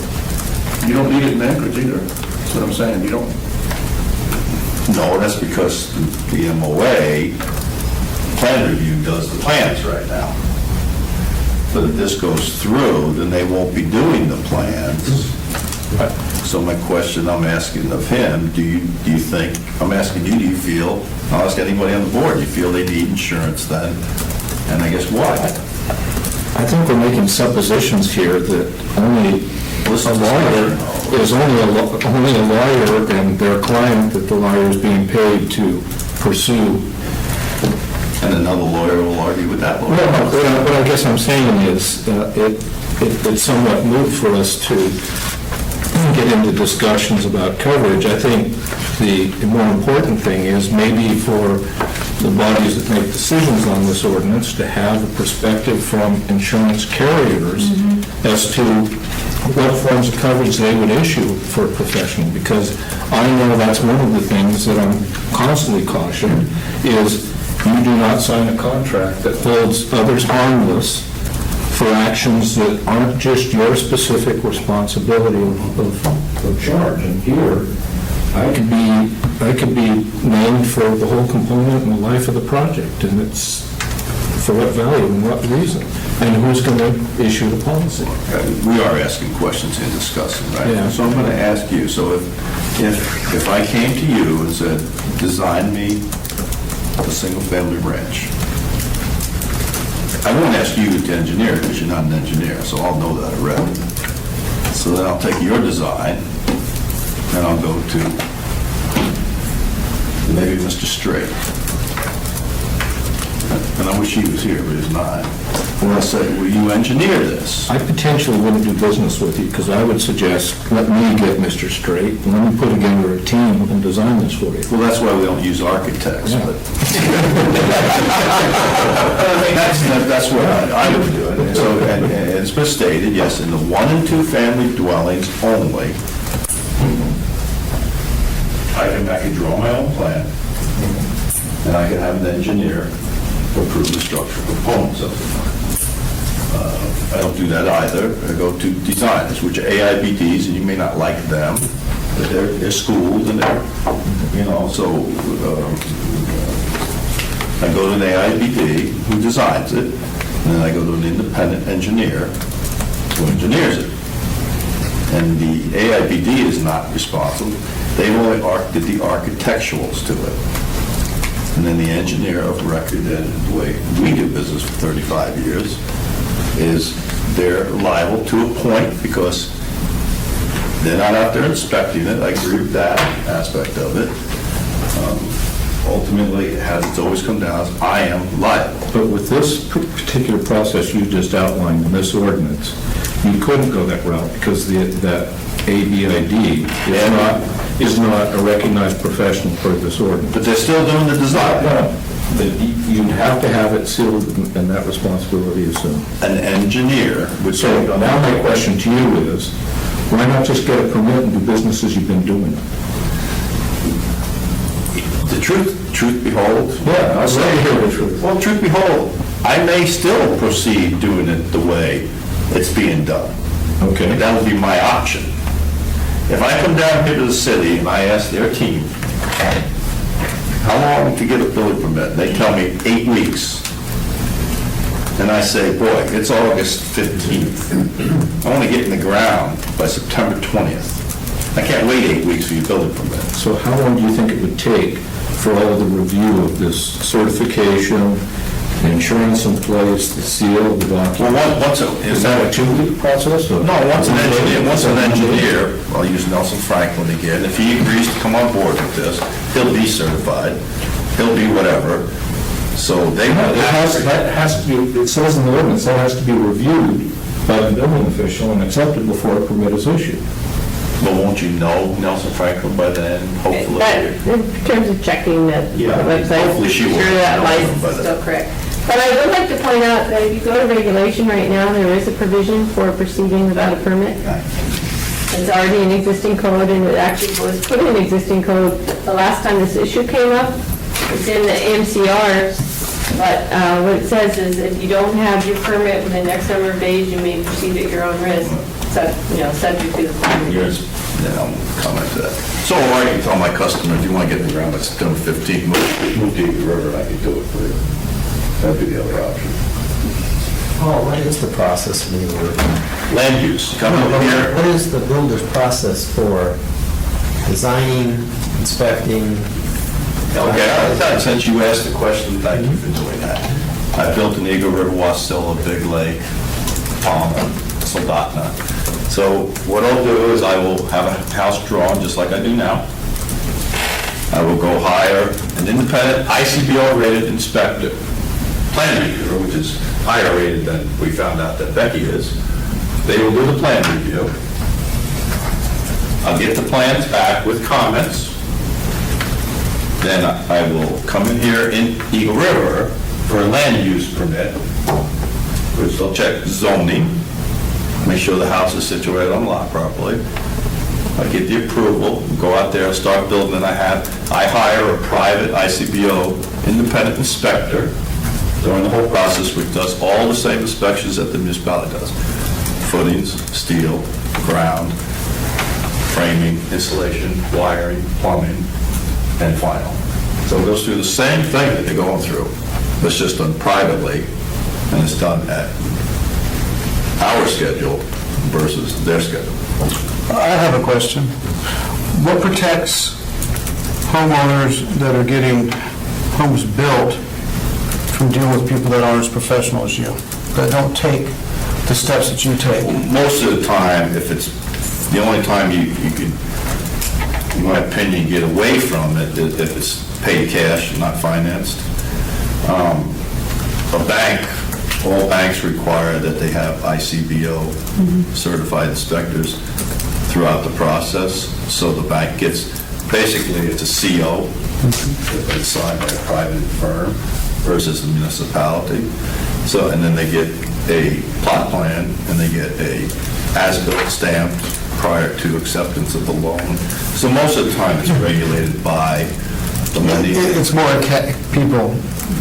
Yeah, but someone, Fill out a pop. right, if someone come up to you with $250,000, you just, we're gonna hand some builder, A, I hope they research the builder, and B, I hope they're savvy enough to watch their $250,000 or $300,000 or more $1 million, or whatever the case may be. And usually I find the people that have the money and they have the cash pay, they're actually more savvy than the ones that are going through financing. So, but, one of the inspectors I use is a gentleman by the name of Dave Owens. It doesn't make any difference, but he used to work for the Muni. He used to be one of their structural inspectors, and he has his own business, and he does a real fine job. And the process is the same. I think, in my opinion, the Muni, they do a good job. I'm not saying they do a bad job, and there's some conflicts back and forth in the industry. There's overzealous people, there's overzealous builders, there's overzealous inspectors. But it's all about time. I mean, I'm going to be bringing down a permit in 3 weeks that I need to get started on right away. My last permit took a month and a half. I'm not going to have a month and a half in this one, unless I'm tenting. Tenting is another $8,000 to $10,000 on the project. I can do it, but if I had an option to go an additional route and pay, because, if an engineer like Nelson Franklin takes this on, he's going to be a lot more money to these guys. I mean, I'm going to be paying him $3,000 to engineer these plans, not $1,000, maybe $4,000. So, so I Thank you for that explanation. so I mean, I do it, but it's all about timing. I think the whole industry, this is all about timing. Yes, you had a question? Well, a couple of clarifications. To be an ICC certified plans examiner requires no qualifications. You just go in and take a test for about 2 or 3 hours. And if you pass it, you're an ICC certified plans examiner. And it's an open book test, too. So to get these ICC certifications, it's no big deal. One of the But it things does to demonstrate a key, familiarity with the code. minimal. One of the things to key on is, in that scenario, the builder hires the inspector. So me as a builder, am I going to hire a thorough inspector, or am I going to hire an inspector that doesn't waste my time? Subjective, Ross, totally. Because time is the important thing here. And I would say don't get wrapped around the insurance issue. In my opinion, it's irrelevant. What really is, this is really about whether third-party independent plan review, and instead of independent eyes looking at your project, Nelson Franklin is a one-man shop. He does a lot of work, he does good work. He's a one-man shop, nobody looks at his work except us. And there's a lot of those guys out there. So that's really what this is about, is it worthwhile to go through the expense and the time to have this independent third-party review done? And you won't be able to get your head wrapped around it too, but as I indicated earlier, we would lose the residential ISO rating, so, but that's a hard one. Means we lose the flood insurance discount. We know that we lose the flood insurance discount, which will affect, some people. We're not quite sure what it does to the insurance rates, because that is such a closely guarded secret from the insurers. Some of them rely on ISO rating, some of them partly rely on ISO rating, some of them do it in combination, but they won't tell you their methodology. Question. Ms. Alon, do you have a question? Jerry, I've been listening about the ISO rating for 10 flipping years now. I'm glad it's not a new subject. It's not a new subject, and you know that myself and Bill Taylor made an hour-and-a-half phone call to ISO. And we did. And we spoke to the gentleman that actually was quite familiar with the Anchorage rating that had just been completed. And we spent an hour and a half on the telephone with him. He's a very, very informative individual. Who is this? I'm not going to, it doesn't matter who the name is right I now. just wonder if we knew it. You might. Well, we asked him flat out, what if we didn't have any plan review in Anchorage and didn't have a building department, period? How would it affect our ISO rating? He said you'd lose about 1/2 to 3/4 of a point. No. Well, Incorrect. tell me what he told me. Incorrect. I have it in writing from him. Okay, so then we said, well, how much does that equate to? Incorrect. And he said about $25 a year. We haven't put it in writing, Paul. We have it in writing that if we do not, and I can produce it for you if you'd like to see it, if there is no plan review by the building department, then a prerequisite to participate in the ISO system is to have plan review by the building department. If there is no plan review, you're rated as a 9.9, means decline to participate, and you do not have a residential rating. And furthermore, FEMA ties their insurance directly to your rating. So if you don't have a rating, then they do it by rate. If your rating is X to Y, it's this percent, X to, Y to Z, this percent. Currently, Anchorage is at a rating that allows a 10% discount on flood insurance premiums. If this were to pass, that would no longer be available to all people who have to buy flood insurance. And if you have to have flood insurance, you have to have flood insurance. What was the number? What was the number? There's 477 households in Anchorage. I can't believe this number's available, but the flood people That keep have it. flood insurance? That are required to have flood insurance. So 477 flood insurance policies in the municipality. Together, they pay $300 and something thousand a year in premiums. Required by whom to have flood insurance? Required by whom to have flood insurance? Normally by their bank. Okay, so you're saying combined, they pay how much? $335,000 or something dollars in premiums. So the 10% savings, $35,000. That would be divided by one, assuming, or divided by 500 hours. That's what I'm talking about. So, and it depends, I mean, that's an average, some more, some less. Some people are paying $200 to $500 a year on it, so it would be, it would be 200 more. I talked to Jeff Urbanus about it, so I don't know, maybe $30 doesn't mean a lot to you, but it means a lot to some people. Ms. Alon? $74 a year, average. I just have a couple questions and observation. It seems to me that the background on this might not be entirely forthcoming. It sounds to me like a lot of this was generated, or perhaps proposed, because there's general discontent with the amount of time that it takes to get something through a plan review. It's economically providing a disadvantage to builders trying to conduct business because of the length of time that it takes. And this is, I can see, it makes sense, to try to expedite this process so that commerce is not unduly restricted, laws are still being adhered to, code is still being adhered to, et cetera. Which makes sense, because sometimes it just takes an inordinate amount of time to get through plan review. It seems to me, and I don't understand all the funding of how this organization is supported, but from the way I understand it, is that it's largely supported through the revenue generated through building permit and plan review fees. President's totally fee-based, yes. Right. So if you eliminate a large portion of the revenue for plan review for the permit department, that means that all the other users are going to be impacted by perhaps cutting a staff, lack of plan reviewers available because the fees don't support the quantity of staff any longer. I'm just not sure where those proportions are going to fall. I mean, what proportion of the building department revenue is coming from residential plan review? And if you lose that proportionally, are you going to lose a certain number of people? I mean, right now, it's agonizing to get through certain trades, certain departments in plan review.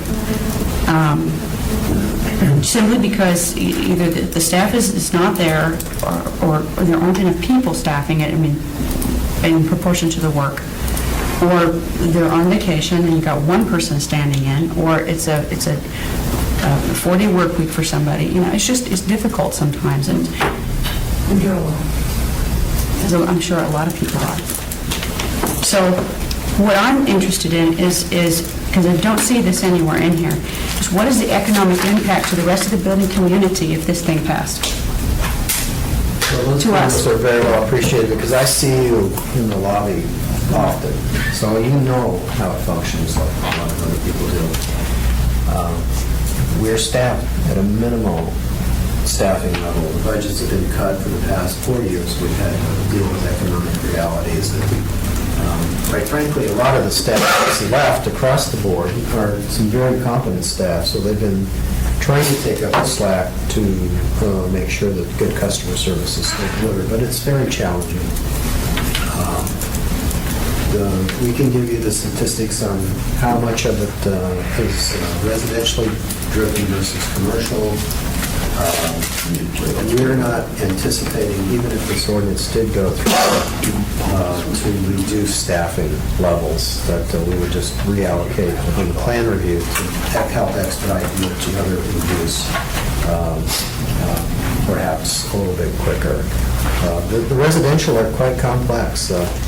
We have the stats, we get the majority of them out in 10 to 14 days. So, but there is the 5% of complex ones, the medical centers, and other complex. Mine are complex, Joe. That are big structures that sometimes don't get out in 14 days. And I don't know if any of the calls have ever gotten out in 14 days. Well, we complete like in the mid-90% of the initial reviews in under 10 days, and we're under 4 days over 70% of the time. Residential, and that's right now during the busy season, and that's the first review. Now, generally, there's comments issued the first review, so then the designer's got to respond. And it's that iteration that can delay your permit, is when the plan reviewer and the designer get going back and forth. It comes down to how complete the outer apartment. Well, people say it took me so long to get my permit. Well, turns out the first submittal didn't include the calculations. So it gets returned to them, then the calculations get done. Yeah. Time for application to review, the first review is one thing. Time for application to gain your permit depends on the quality of that design and the completeness of it. We had a really big house come in about a month or two ago that was designed by a licensed architect and a licensed structural engineer, and it came in with no lateral force resisting system design. And then the plan reviewer still had over 100 plan review comments on it. And stuff like this is what slows everybody else's project down. Now, for this ordinance, they had licensed professionals on it, so they could have said, whoa, we're never going to get through this mess. I'm going to play my licensed professional card, get my permit, and go out and start building this thing. And we'll work it out in the field as we go.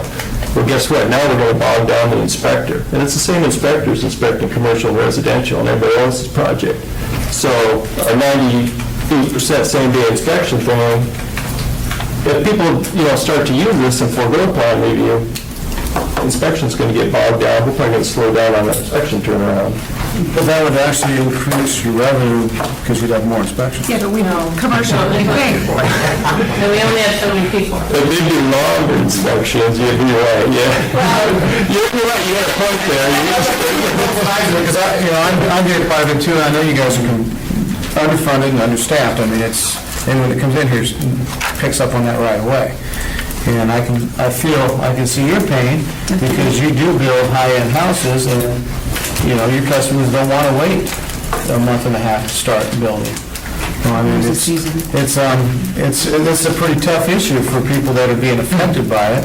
I mean, I'm getting electrical permits, and they're usually fairly quick, but I can see both sides. And I'm surprised you haven't done it, is, if you're confident in your design, is to go forward. I mean, just go forward with your permit.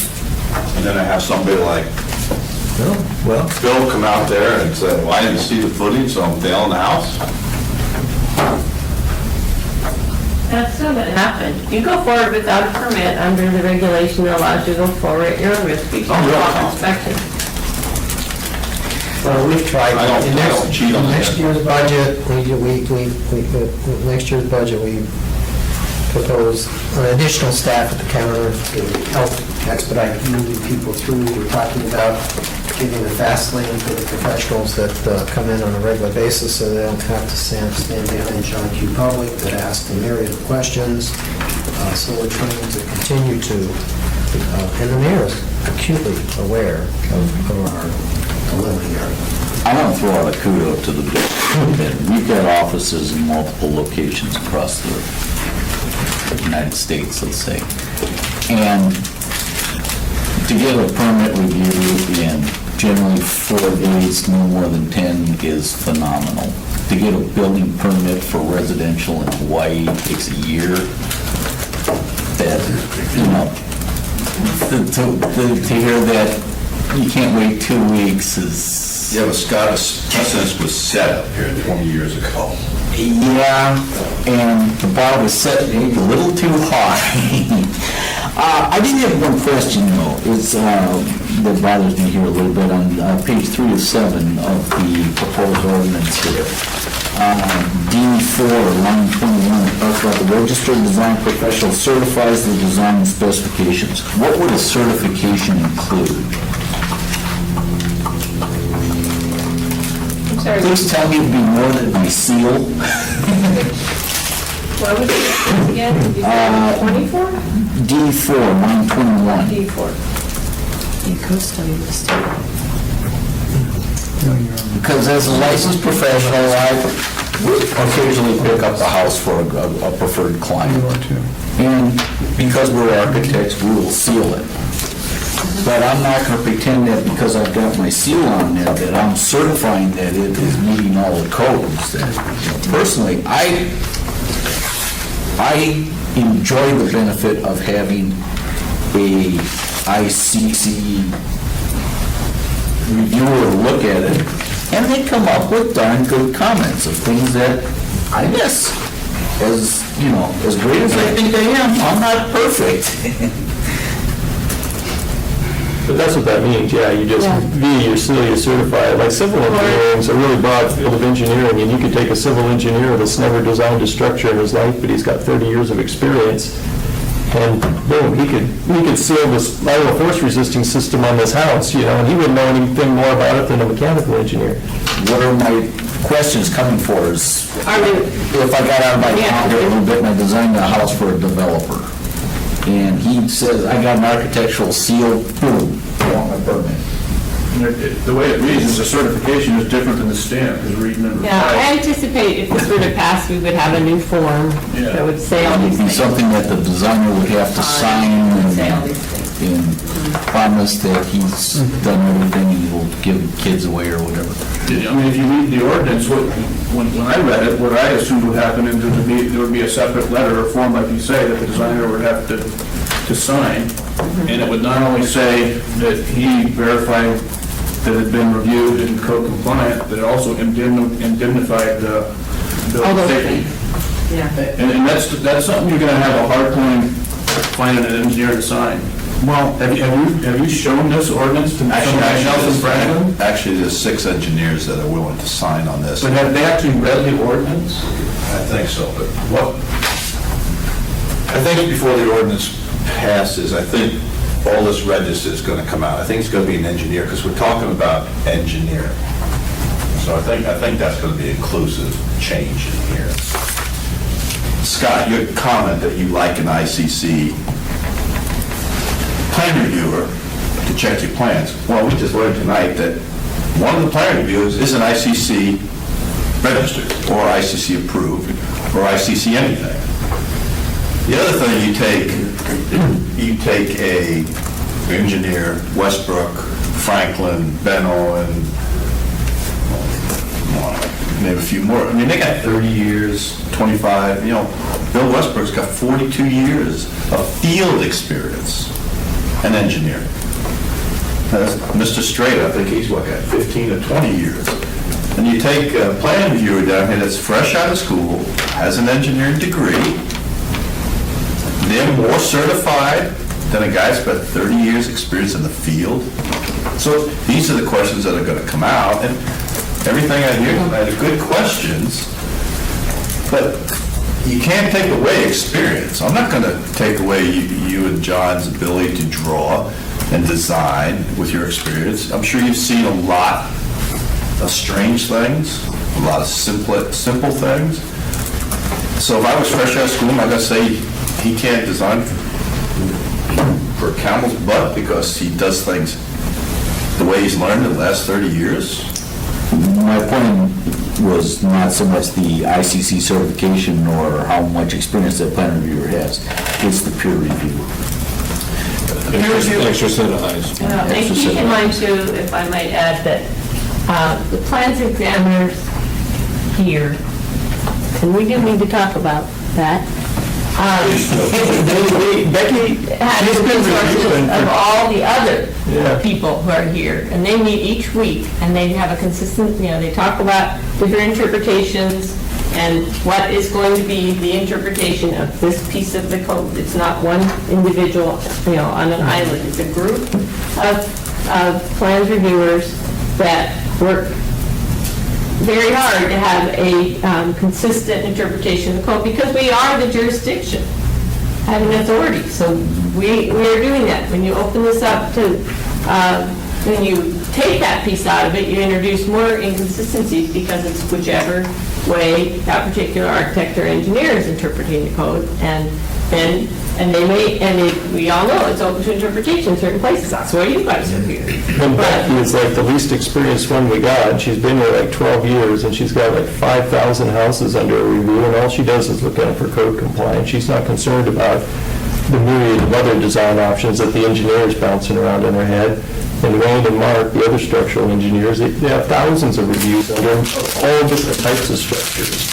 Versus when you're in a firm, a lot of these firms are independent guys, you seem to get typecast doing specific types of projects. Isn't that certification that we're bounding about, the one that you just said takes 2 hours and a test? Yep. Why isn't she taking it? She was an assistant plan review engineer, an assistant plan reviewer up until just about a year ago. When through a bunch of political wrangling with the Muni, we were able to bump her up to a full-on plan reviewer. The assistant plan reviewers never required the certification because they were looking at single-family homes. The certification is really to the IBC, the building code, not the IRC, the single-family home code. So now that she's been bumped up to a full-on 16, she has up until, I think, 2 years or I don't know, whatever it is, to go take this exam and become certified.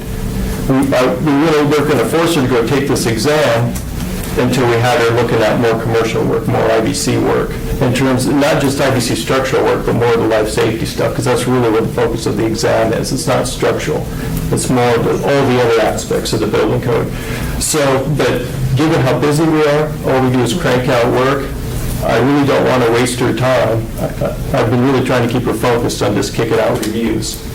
Getting certified is something you take upon yourself in your personal time. You study, and then you take your test. It's not something that you should be allowing your time during the workday to study. No, we got unions and regulations and whatnot, and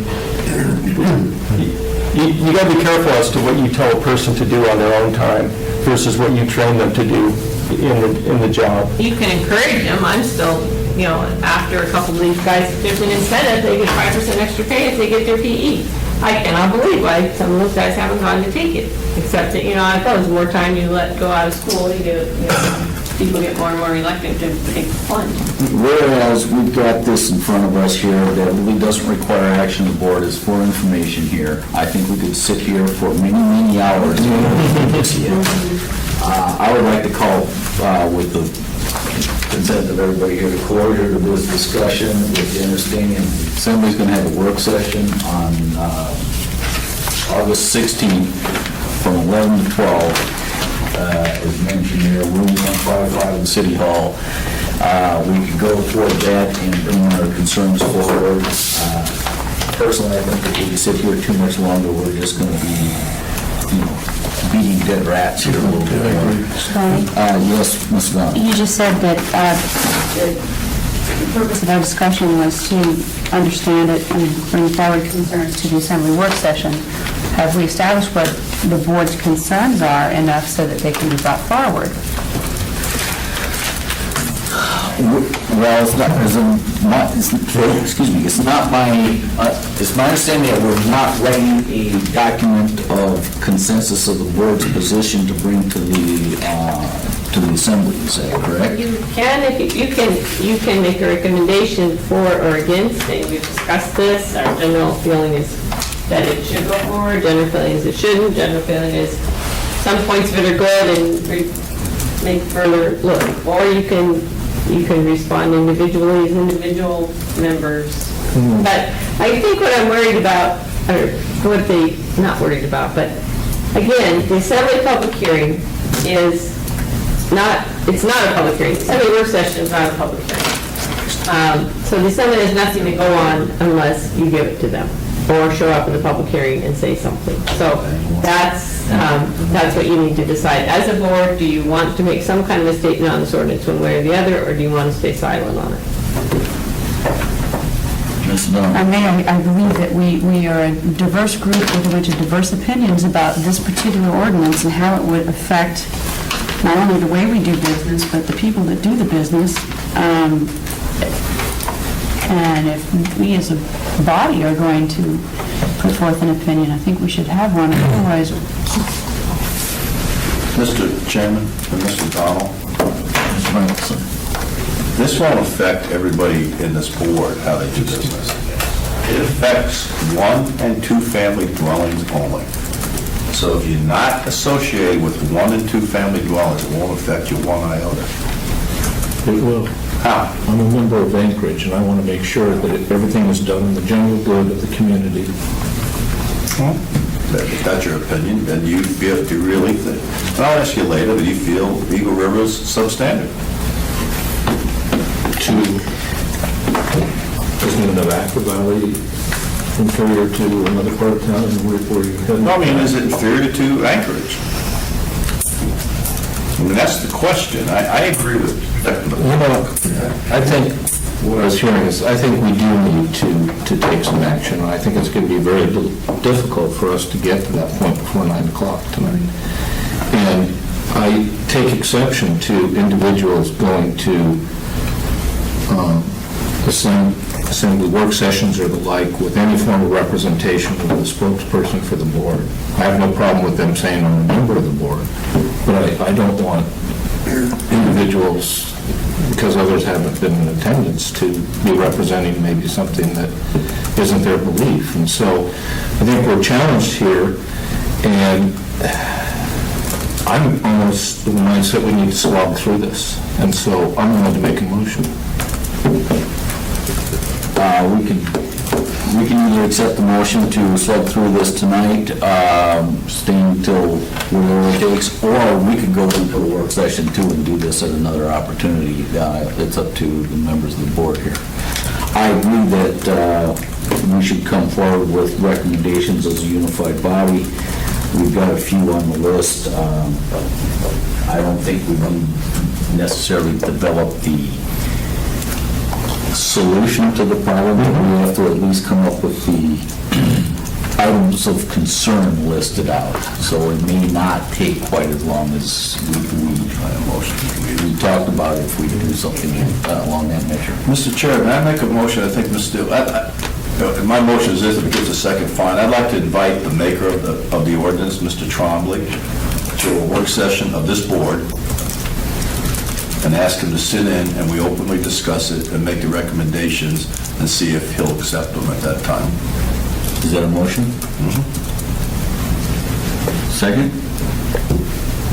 Can I ask a question of the maker? Is it time-specific relative to this moving forward? Yeah, I think I'd like to see it before the 16th of August municipality work session, so that he can go in there with changes if we can persuade him to do so.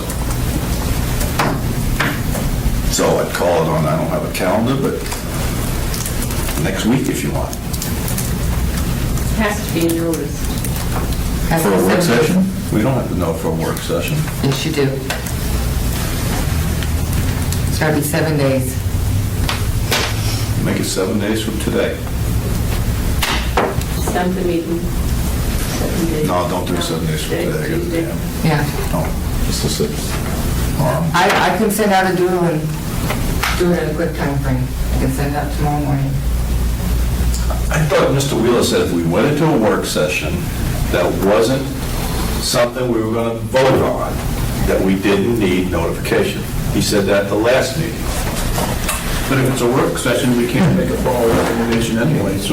We can make recommendations as board members to the maker of this ordinance. Work sessions need to be noticed, just the way the assembly work sessions need to be noticed.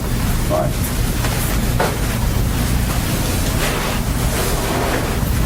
Looking at the calendar, I would say August. No, 6th is next Monday. Mr. Chairman, you might think August about a 8th. couple of different things. If Mr. Tromley doesn't want to come, who knows if he will or will not want to come. You know, you've gotten a lot of information tonight, so maybe take it back and think about it and schedule a meeting next week. If Mr. Tromley comes, that's great, and if not, you can kind of finish up your thoughts then. How about Tuesday? I'll put the date as Tuesday the 14th. That gives him about 2 days before, well, a day and a half before he has to present it to the assembly. Okay, Thursday the 9th, how's that? Give him a whole week. And then gives Tad 8 days to advertise.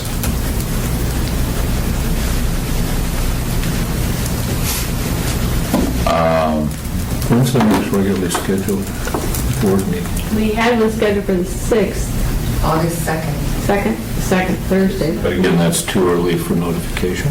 Yes. Yes, tomorrow. So the next one after that would be 16th. Okay, so there's a motion on the table to Have a work session with on August 9th, August unlike 9th. Mr. Trombley. Do you want to call it a work session or just another meeting of your board? So you can take action. Can we take action at a work session? No. You can make recommendations, but you have to have a full meeting. Could we postpone this till time specific? Yeah. Excuse me? Make postponement of our agenda tonight, this issue, until time specific, the next meeting. So I would move to postpone until Thursday the 9th, 6 PM. I second that. Got a second? Discussion? I won't be available. I won't be available. I won't be available. You just went down to 6. Would it be, is it, Mr. Chairman, is it informal enough to have people raise hands as we rattle off dates? I think so. 8th? I'm good with Dave. I can. We have to get notice tomorrow. 7th? I can do it 7th, tonight. can't do it. Seventh is too soon. No, Too soon? Assembly. Who is no on the 8th? I am available. Wednesday? I thought we pretty well had, Available. I'm available. It looks like everyone. I thought we had availability. Yeah, that's not-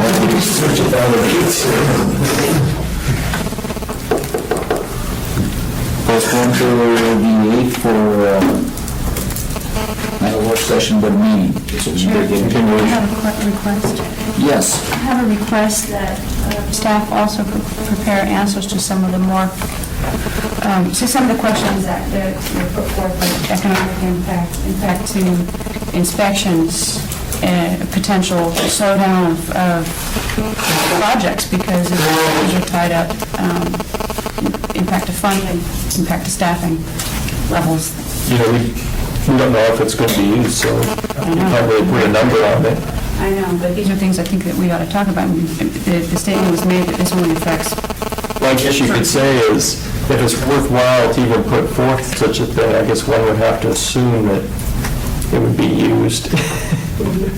I don't know. I think the way it's written, it would be used very seldom because the requirements are onerous, and the only cost that you'd be giving up is 0.2% of residential building permit on the few permits that they did choose to use the ordinance. I don't think you'd even feel it. The assembly is supposed, the person who brings forth an ordinance is supposed to also prepare a summary of economic effects. Trombley sent that to OMB, which typically they do, they send it to OMB and ask them to prepare the summary of economic effects, which OMB calls us and says you have to provide a summary of economic effects. So we went through that procedure and we did send one to OMB. And it, for some reason, wasn't brought forward with the ordinance. At that point, they take it back, they decide, what to do with it. It wasn't brought forward when the ordinance was introduced. It should be brought forward to the public hearing. What ours basically said was what Ross said, is number one, you see an economic impact to the community. You're supposed to do to the municipality and to the community at large. Economic impact to the municipality, some loss of revenue, impossible to quantify. I mean, we really have no basis to quantify that. Some reduced fee. There's still, keep in mind, there is still a fee paid. It's a reduced fee of, I think it's 0.3. It goes from 0.5% to 0.3%. Right, 0.3%. But it's 0.2%, so, right, 0.2%. So we gave the OMB an example on a $400,000 valuation, you're talking about $800. Okay, so is the public going to pay, they're going to save that on their permit fee, what are they going to pay the designer? Depends, but could be more than $800. So that's all that we could tell them as far as we could see the people. That would be one impact to the public. The other impact to the public is the insurance premiums for some members of the public who have flood insurance. Whether or not they have anything to do with this ordinance, their flood insurance rates will go up if this ordinance is passed. We have it documented. We have, I can show Well, you. I was going to ask you a follow-up question to that. Is Eagle River it's part of the municipality, right? Yes. And so is Girdwood. Yes. So is Bear Valley. Yes. And so is Stuck again.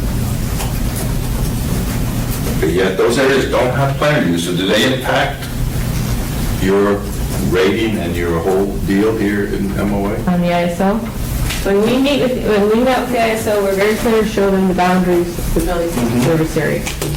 We had extensive discussion, understand the building safety service area. Whether or not they make that clear to the state when they file the rating, we don't know. We make it clear to them. But they could very well be riding our coattails. All right. And the FEMA one has actually surprised me. That's actually a bigger deal than the ISO. And that is a straight match for match. Rating is this, your discount is that. Can you send me that copy on my email? On the rating, I can. I got that from Jeff Urbanus, who's our floodplain coordinator. So that's real. So we put those items into the summary of economic effects. Then OMB can massage it or do whatever they want. I know at that time, the OMB director, who's since retired, had made the same comment you did, that it was minuscule effect. But, that depends on who's writing the check, I imagine. But it can be, we never saw the final version, we don't know. I had another summary of economic effects with errors in it before. On your own ordinance, I brought to the attention of OMB, there were flat-out errors in it.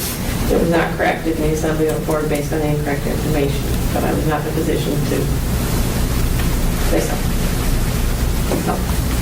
But I thought the question was more regarding the economic effect to building safety. How do you feel? Well, that's what I mean. That's just a building safety budget and whether you would have to maybe like get rid of the plan review if this went through. Well, that's what I'm saying, we have to describe the effects of the MOA, the effects of the general public, we have to list them all. And the effect of the MOA is impossible to quantify because you don't know how many people will use it. And then how do you quantify the extra inspector's time? How do you quantify the Providence Hospital job that got delayed because of dispute on a house? How do you quantify those things? It's You may not have disputes on a house. I don't know what disputes are on your houses. So, I say that with great affection. So, it's just difficult, and again, Mr. Steele brought forward, why? For what? So, 6 designers, and staff drawings now? And keep in mind the house designers that aren't licensed professionals. It's a competitive disadvantage for them because, they cannot take advantage of this ordinance. They must put their stuff through our process. So, what's the effect on them if all of a sudden the licensed people are willing to lay all this, all this on the line, start taking work from them because they say we can put our stuff through faster, so you should let me do this. I'm speaking more as a citizen of Matrix than as in my official capacity right now. It just doesn't wash, doesn't make sense. Look at all you've got to. How much is your time all worth? We have a motion on the table. Any other discussion? This is to postpone till August 8th, is that correct? At 6 o'clock? 6 o'clock. Here. I'll call for vote. All in favor? Diane? Let's see. Opposed? Any abstaining, so I can get a 1. Okay, we'll postpone that. We might be able to pick it up a little bit later on if anybody wants to, but we've all been sitting here for almost 2.5 hours. I think everybody could use a little leg stretch here, so if we can, 15 minutes enough? Sure. I think we did the other times rather quickly if you want to just be done. I just soon get done. Let's get done. Just want to move on? I want to get home for the rain. Okay, this is AO 2012-44 and 80 regarding exemptions of work with a construction value under 1,000 and under 5,000 respectively. Okay, you ready for staff presentation? Yes, please. Okay, AO 2012-44 was put forward by the department and we actually were quite a bit with the home building industry, the remodeling industry, specifically on this. People also call it the handyman ordinance.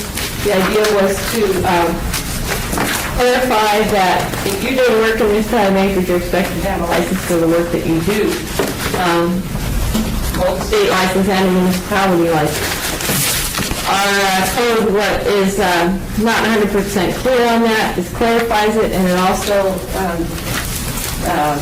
lists all the specialty licenses that are required by the state, and clarifies that we expect the same licenses. We expect you to hold that license if you're doing work in the city. Also, there was no threshold set before under which you could be exempt from having a license. And so we put forward an amount of $1,000 if you're doing work less than $1,000, valuation that's non-structural and so on, that you would not need a license. And also to clarify, you need these licenses whether permit. We have several exemptions from a permit that actually should be done by licensed people. For example, right now we exempt painting from a permit, but we expect you to have a painting license to do it. We exempt siding unless it's part of the initial construction. And you could have a cider come in and replace your all the siding on your house. And right now you don't need a permit, but we do expect to have a license. So this clarifies all those things. We took it forward to introduce it to the assembly it was, they wanted to have a work session on it. At the work session, they got a little bit off track. They got concerned about, well, what about, because the landscaping contractor was, my kid wants to mow lawns for summer business, and we had to clarify that's maintenance work, that's not construction work. But we got through that. As a result of that work session, Ms. Osiander put forth a different ordinance, 2012-80, which did two things. It was essentially the same as our original submittal, except it raised the threshold of $5,000. So if you're doing work aggregate on the project less than $5,000, you were exempt from the need to have a license. And it also added 2 lines that mowing and general maintenance weren't part of it. At the last assembly meeting, AO 2012-44 was postponed indefinitely, which basically means it's dead. In its place is 2012-80. 2012-80 will be a public hearing next Tuesday night. And so that's what it's about. Any questions? Motion to approve the ordinance as written. I second that. Discussion.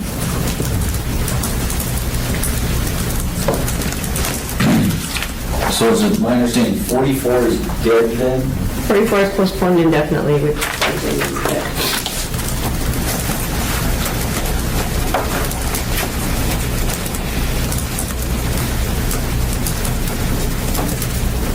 And that has been, so to speak, replaced with 80 from Mrs. Osiander. Okay. Thank you. No discussions? Mr. Chairman, I'll be supporting the motion. I think we've dealt with this, and it's reflected in our minutes earlier, in the earlier version, and supported them. It's gone through an exercise of a little bit of reality check in terms of the public forum, and I think it's in line with the original intent, and so I'll be supporting. Mr. Chairman, I'll also be, as a maker of the motion, be supporting it. Our industry has put forth a lot of effort in this. We have one member in particular, a gentleman by the name of Chuck Holman, that has spent countless hours on this, finding out that the municipality of Anchorage actually wasn't in compliance with the Alaska statutes, labor law statutes. And municipality has helped us. They agreed with us on this, and it's I'd like to see it go forward just to show that there is success in working together. It's one of the few things that if it goes forward that the residential industry and the municipality have actually worked hand in hand and successfully completed a task. Reached across the aisle.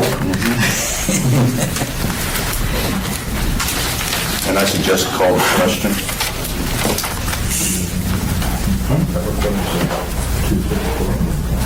No, once the question is called, we can check with anybody.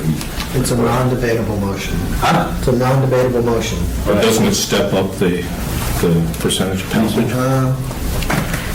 Not really. I'm not sure. I think it takes it up to a higher level. I'll have to get my little book out. I think you're right, though. We'll call a question, it ceases all discussion, and it goes. But I do think it raises the majority vote. So, by any count, all in favor?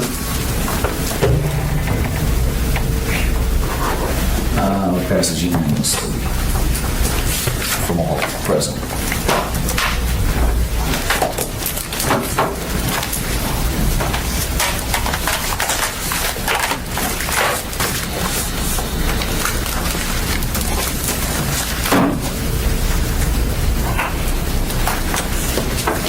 Okay. Plan review policy and procedures, 5C. Okay, that regards a plan review policy.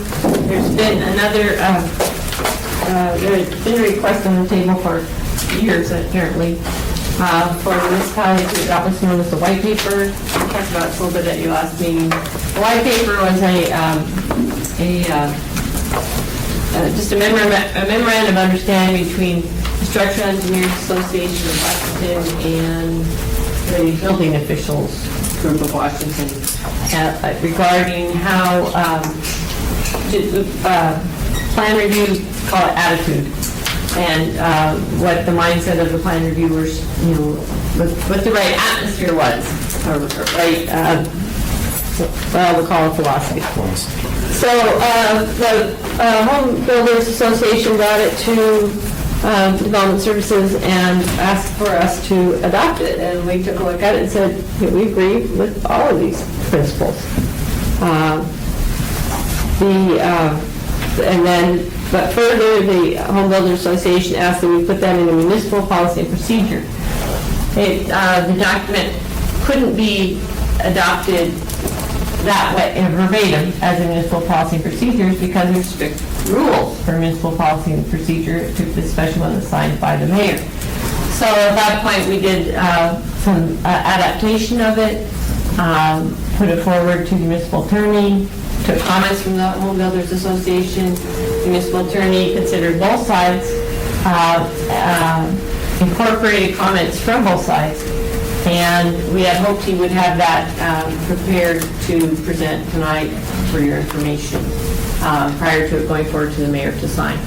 However, he was unable to get that done by tonight, partly because people keep shooting police officers keep having shooting incidents, and it's sucked up an amazing amount of his time lately. So that's not ready. So we need to put this forward to another agenda. We should also put that forward to the Structural Engineers Association of Alaska and get their endorsement. I know at one time we looked at it was some years ago. And I don't remember if we took formal action on it, Bill. Yeah, I don't think so. At least it was never conveyed to us if you did. I don't think we did. But I think you get their endorsement, which might make this board's decision a little easier. Can do.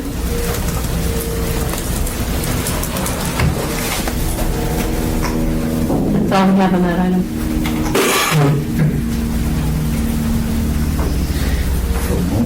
Was that which organization? Structural Engineers Association of Alaska.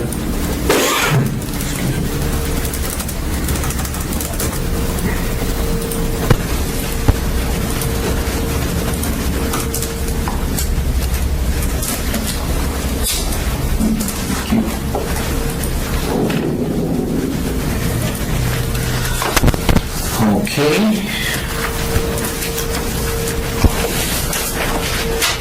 Any other reports? Did I miss something? Did you have your hand up for something? Well, again, to welcome Mr. Hawkinson. Let's see. I think we're all worn out. I think we are a little bit worn down. We have had a lot going on. Our building activity is up, we can tell you that. We're still running 15% ahead of where we were last year. And it looks like that percentage is going to grow a little bit between now and the end of the year. We're averaging about $10.5 million a week in valuation. And our residential volume, not in numbers so much, but in number of permits, has increased dramatically in the last 6 weeks. So that's you're feeling the effects of that in climate. We have people working on overtime as much as we can do without killing them, and we have restricted leaves as much as we can without Making it quit. yeah.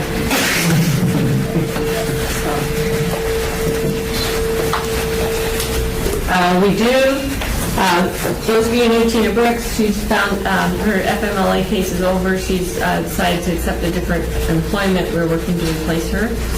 And we have asked in next year's budget to have an additional permit tech out front. And to do that, we have proposed raising fees a slight amount, still less than the amount of inflation from the last time they were raised. So we're working hard to figure out where the we had to give up 3 or 4 vacant positions and keep them vacant. To do it, all of that is still up in the air. We don't know how the budget discussions will come out. But that's what we've asked for. And when would any fee increase become effective? First, Generally, they do an omnibus bill with everybody who needs increased fees and do it all at once.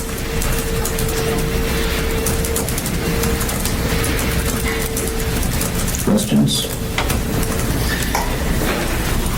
Anybody else have things for the good of the order? I have a comment, Mr. Chair. Mr. Michelson. I don't know if any of you, I'm sure you're all aware of it, but now the mayor's elected to do the 3-year cycle on the I-codes, the review. And so we just got done, seems like about 18 months ago with the 2012s. No, we'll be doing the 9s, we'll be doing the 12s. One thing having done them since about 86, and I don't mind doing them again, but the municipality of Anchorage staffs them fairly heavy with staff, and when they do that, all of our meetings have to happen during the day, because that's when they work. And I want this board to somehow make a proposal or something that the municipality of Anchorage, or that they staff maybe just one person. I'd love to volunteer for a review of the I-codes, but I like to do it in the evening when I'm not working, when it's not costing me $100-something an hour to be there. And, you know, we had the I-code review last time. We had 3 builders, 3 plan reviewers, 4 plan reviewers. Just the residential? Yeah, the I-code. But I mean, the plumbing's the same, and, you know, the U-code, the IBC is the same thing, you know, they had several of the staff positions.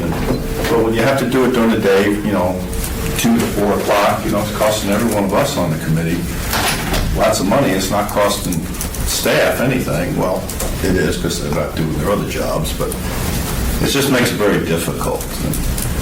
And somehow I'd like to see that change, because it's an unfair situation. And I feel I donate many, many, many hours to this mayor, this association and everything. And I guess I'm getting tired of spending money. Can we do something like that? Is there a way to? Well, understand that these are union employees that fall under union rules, and the building department has a fixed budget here that I don't think we can really take an action to force something like that on the building department that we can't fund. Can't we tell them that if someone in their staff wants to be on a committee to review the codes, they can do it on their own time, and they're going to meet when the majority wants to meet? Mr. Chairman, it's the staff that's bringing the code forward. It's the department that's bringing the code forward. So we plan to broaden the net, to bring in a wide, diverse group of people to look at the code. And we probably can do it both during the day and overlapping into the evening, whatever the groups need to get their business done. But it'll be the department that drives the schedule. Yeah, I'm glad Mr. Mike brought that up. I apologize. I at some point thought I had it on the agenda and just realized now I don't. But yes, the mayor did make a decision about a week and a half ago to go forward with the code cycle, with the national code cycle. So we'll be doing that. And one significant thing, and it's my understanding, and I've not been through a code cycle before, but my understanding is that the past administrative code has always been just modified by the building official and policies inserted in the code and so on. We do want to have a committee with public participation and industry participation on the administrative code this year. We feel that useful to open that up, that piece of the process up. So we will also have a committee for that. So those of you who've been through the cycle before, that may mean more to you than those who haven't. And that some of these types of issues we can sort out at that committee level. So we'll be asking for we'll be putting on the invitation to participate approximately, October, when things slow down? Well, I mean, those should go out starting now. with the committees forming in October, because it takes a while. How many There's a committees way. have you used in the past, Ron? So many- There's several. There's a combination, mechanical code, field gas code committee, a plumbing code committee, a fire code committee, building code committees, one for structural and one for non-structural. There's an IRC committee. And, and it's not just the staff that wants to do it during the day. Everybody has a value on their time. I mean, me sitting here right now, there's a value on this time. And even a lot of the design professionals and contractors and whatnot would rather do it during the day. It's not just a... Family time. Yeah, because it's much more work intensive than this process. I mean, we meet weekly for several months to get through the process, not just once a night every 3 months or something. Well, as I had said earlier, we want to make sure that the net is cast further, so we get all the particular individuals that are interested in being particular in the code cycle that are able to do that.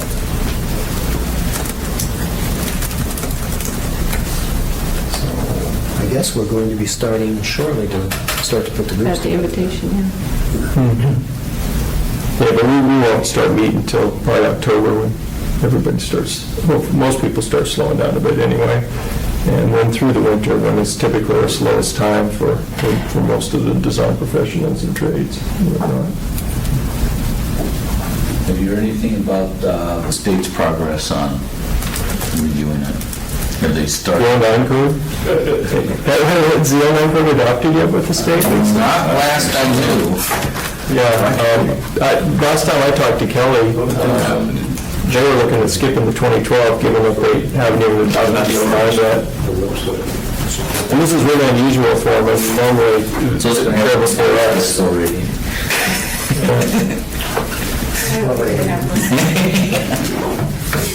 Hey, we did get a recent update on the NEC, 2011 NEC and the elevator code. And Al Nagel tells us that they're getting ready to send those to the Lieutenant Governor, and they expect those to happen in September. And the elevator code are actually ahead of us on. With NEC, we've been ready for a while, and we've been waiting for them.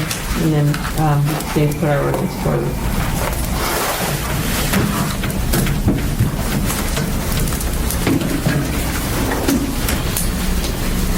Motion to adjourn.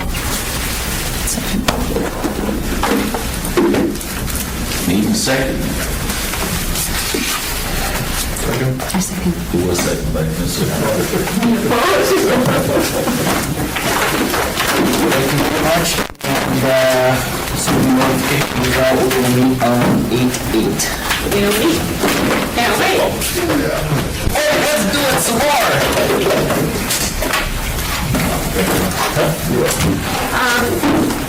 Well, no, we're on directly, but the idea was to invite Mr. Conley to speak as well. Or someone knows it. Come on, it up. Tired of arguing, I'm tired of pulling back. I've been through things.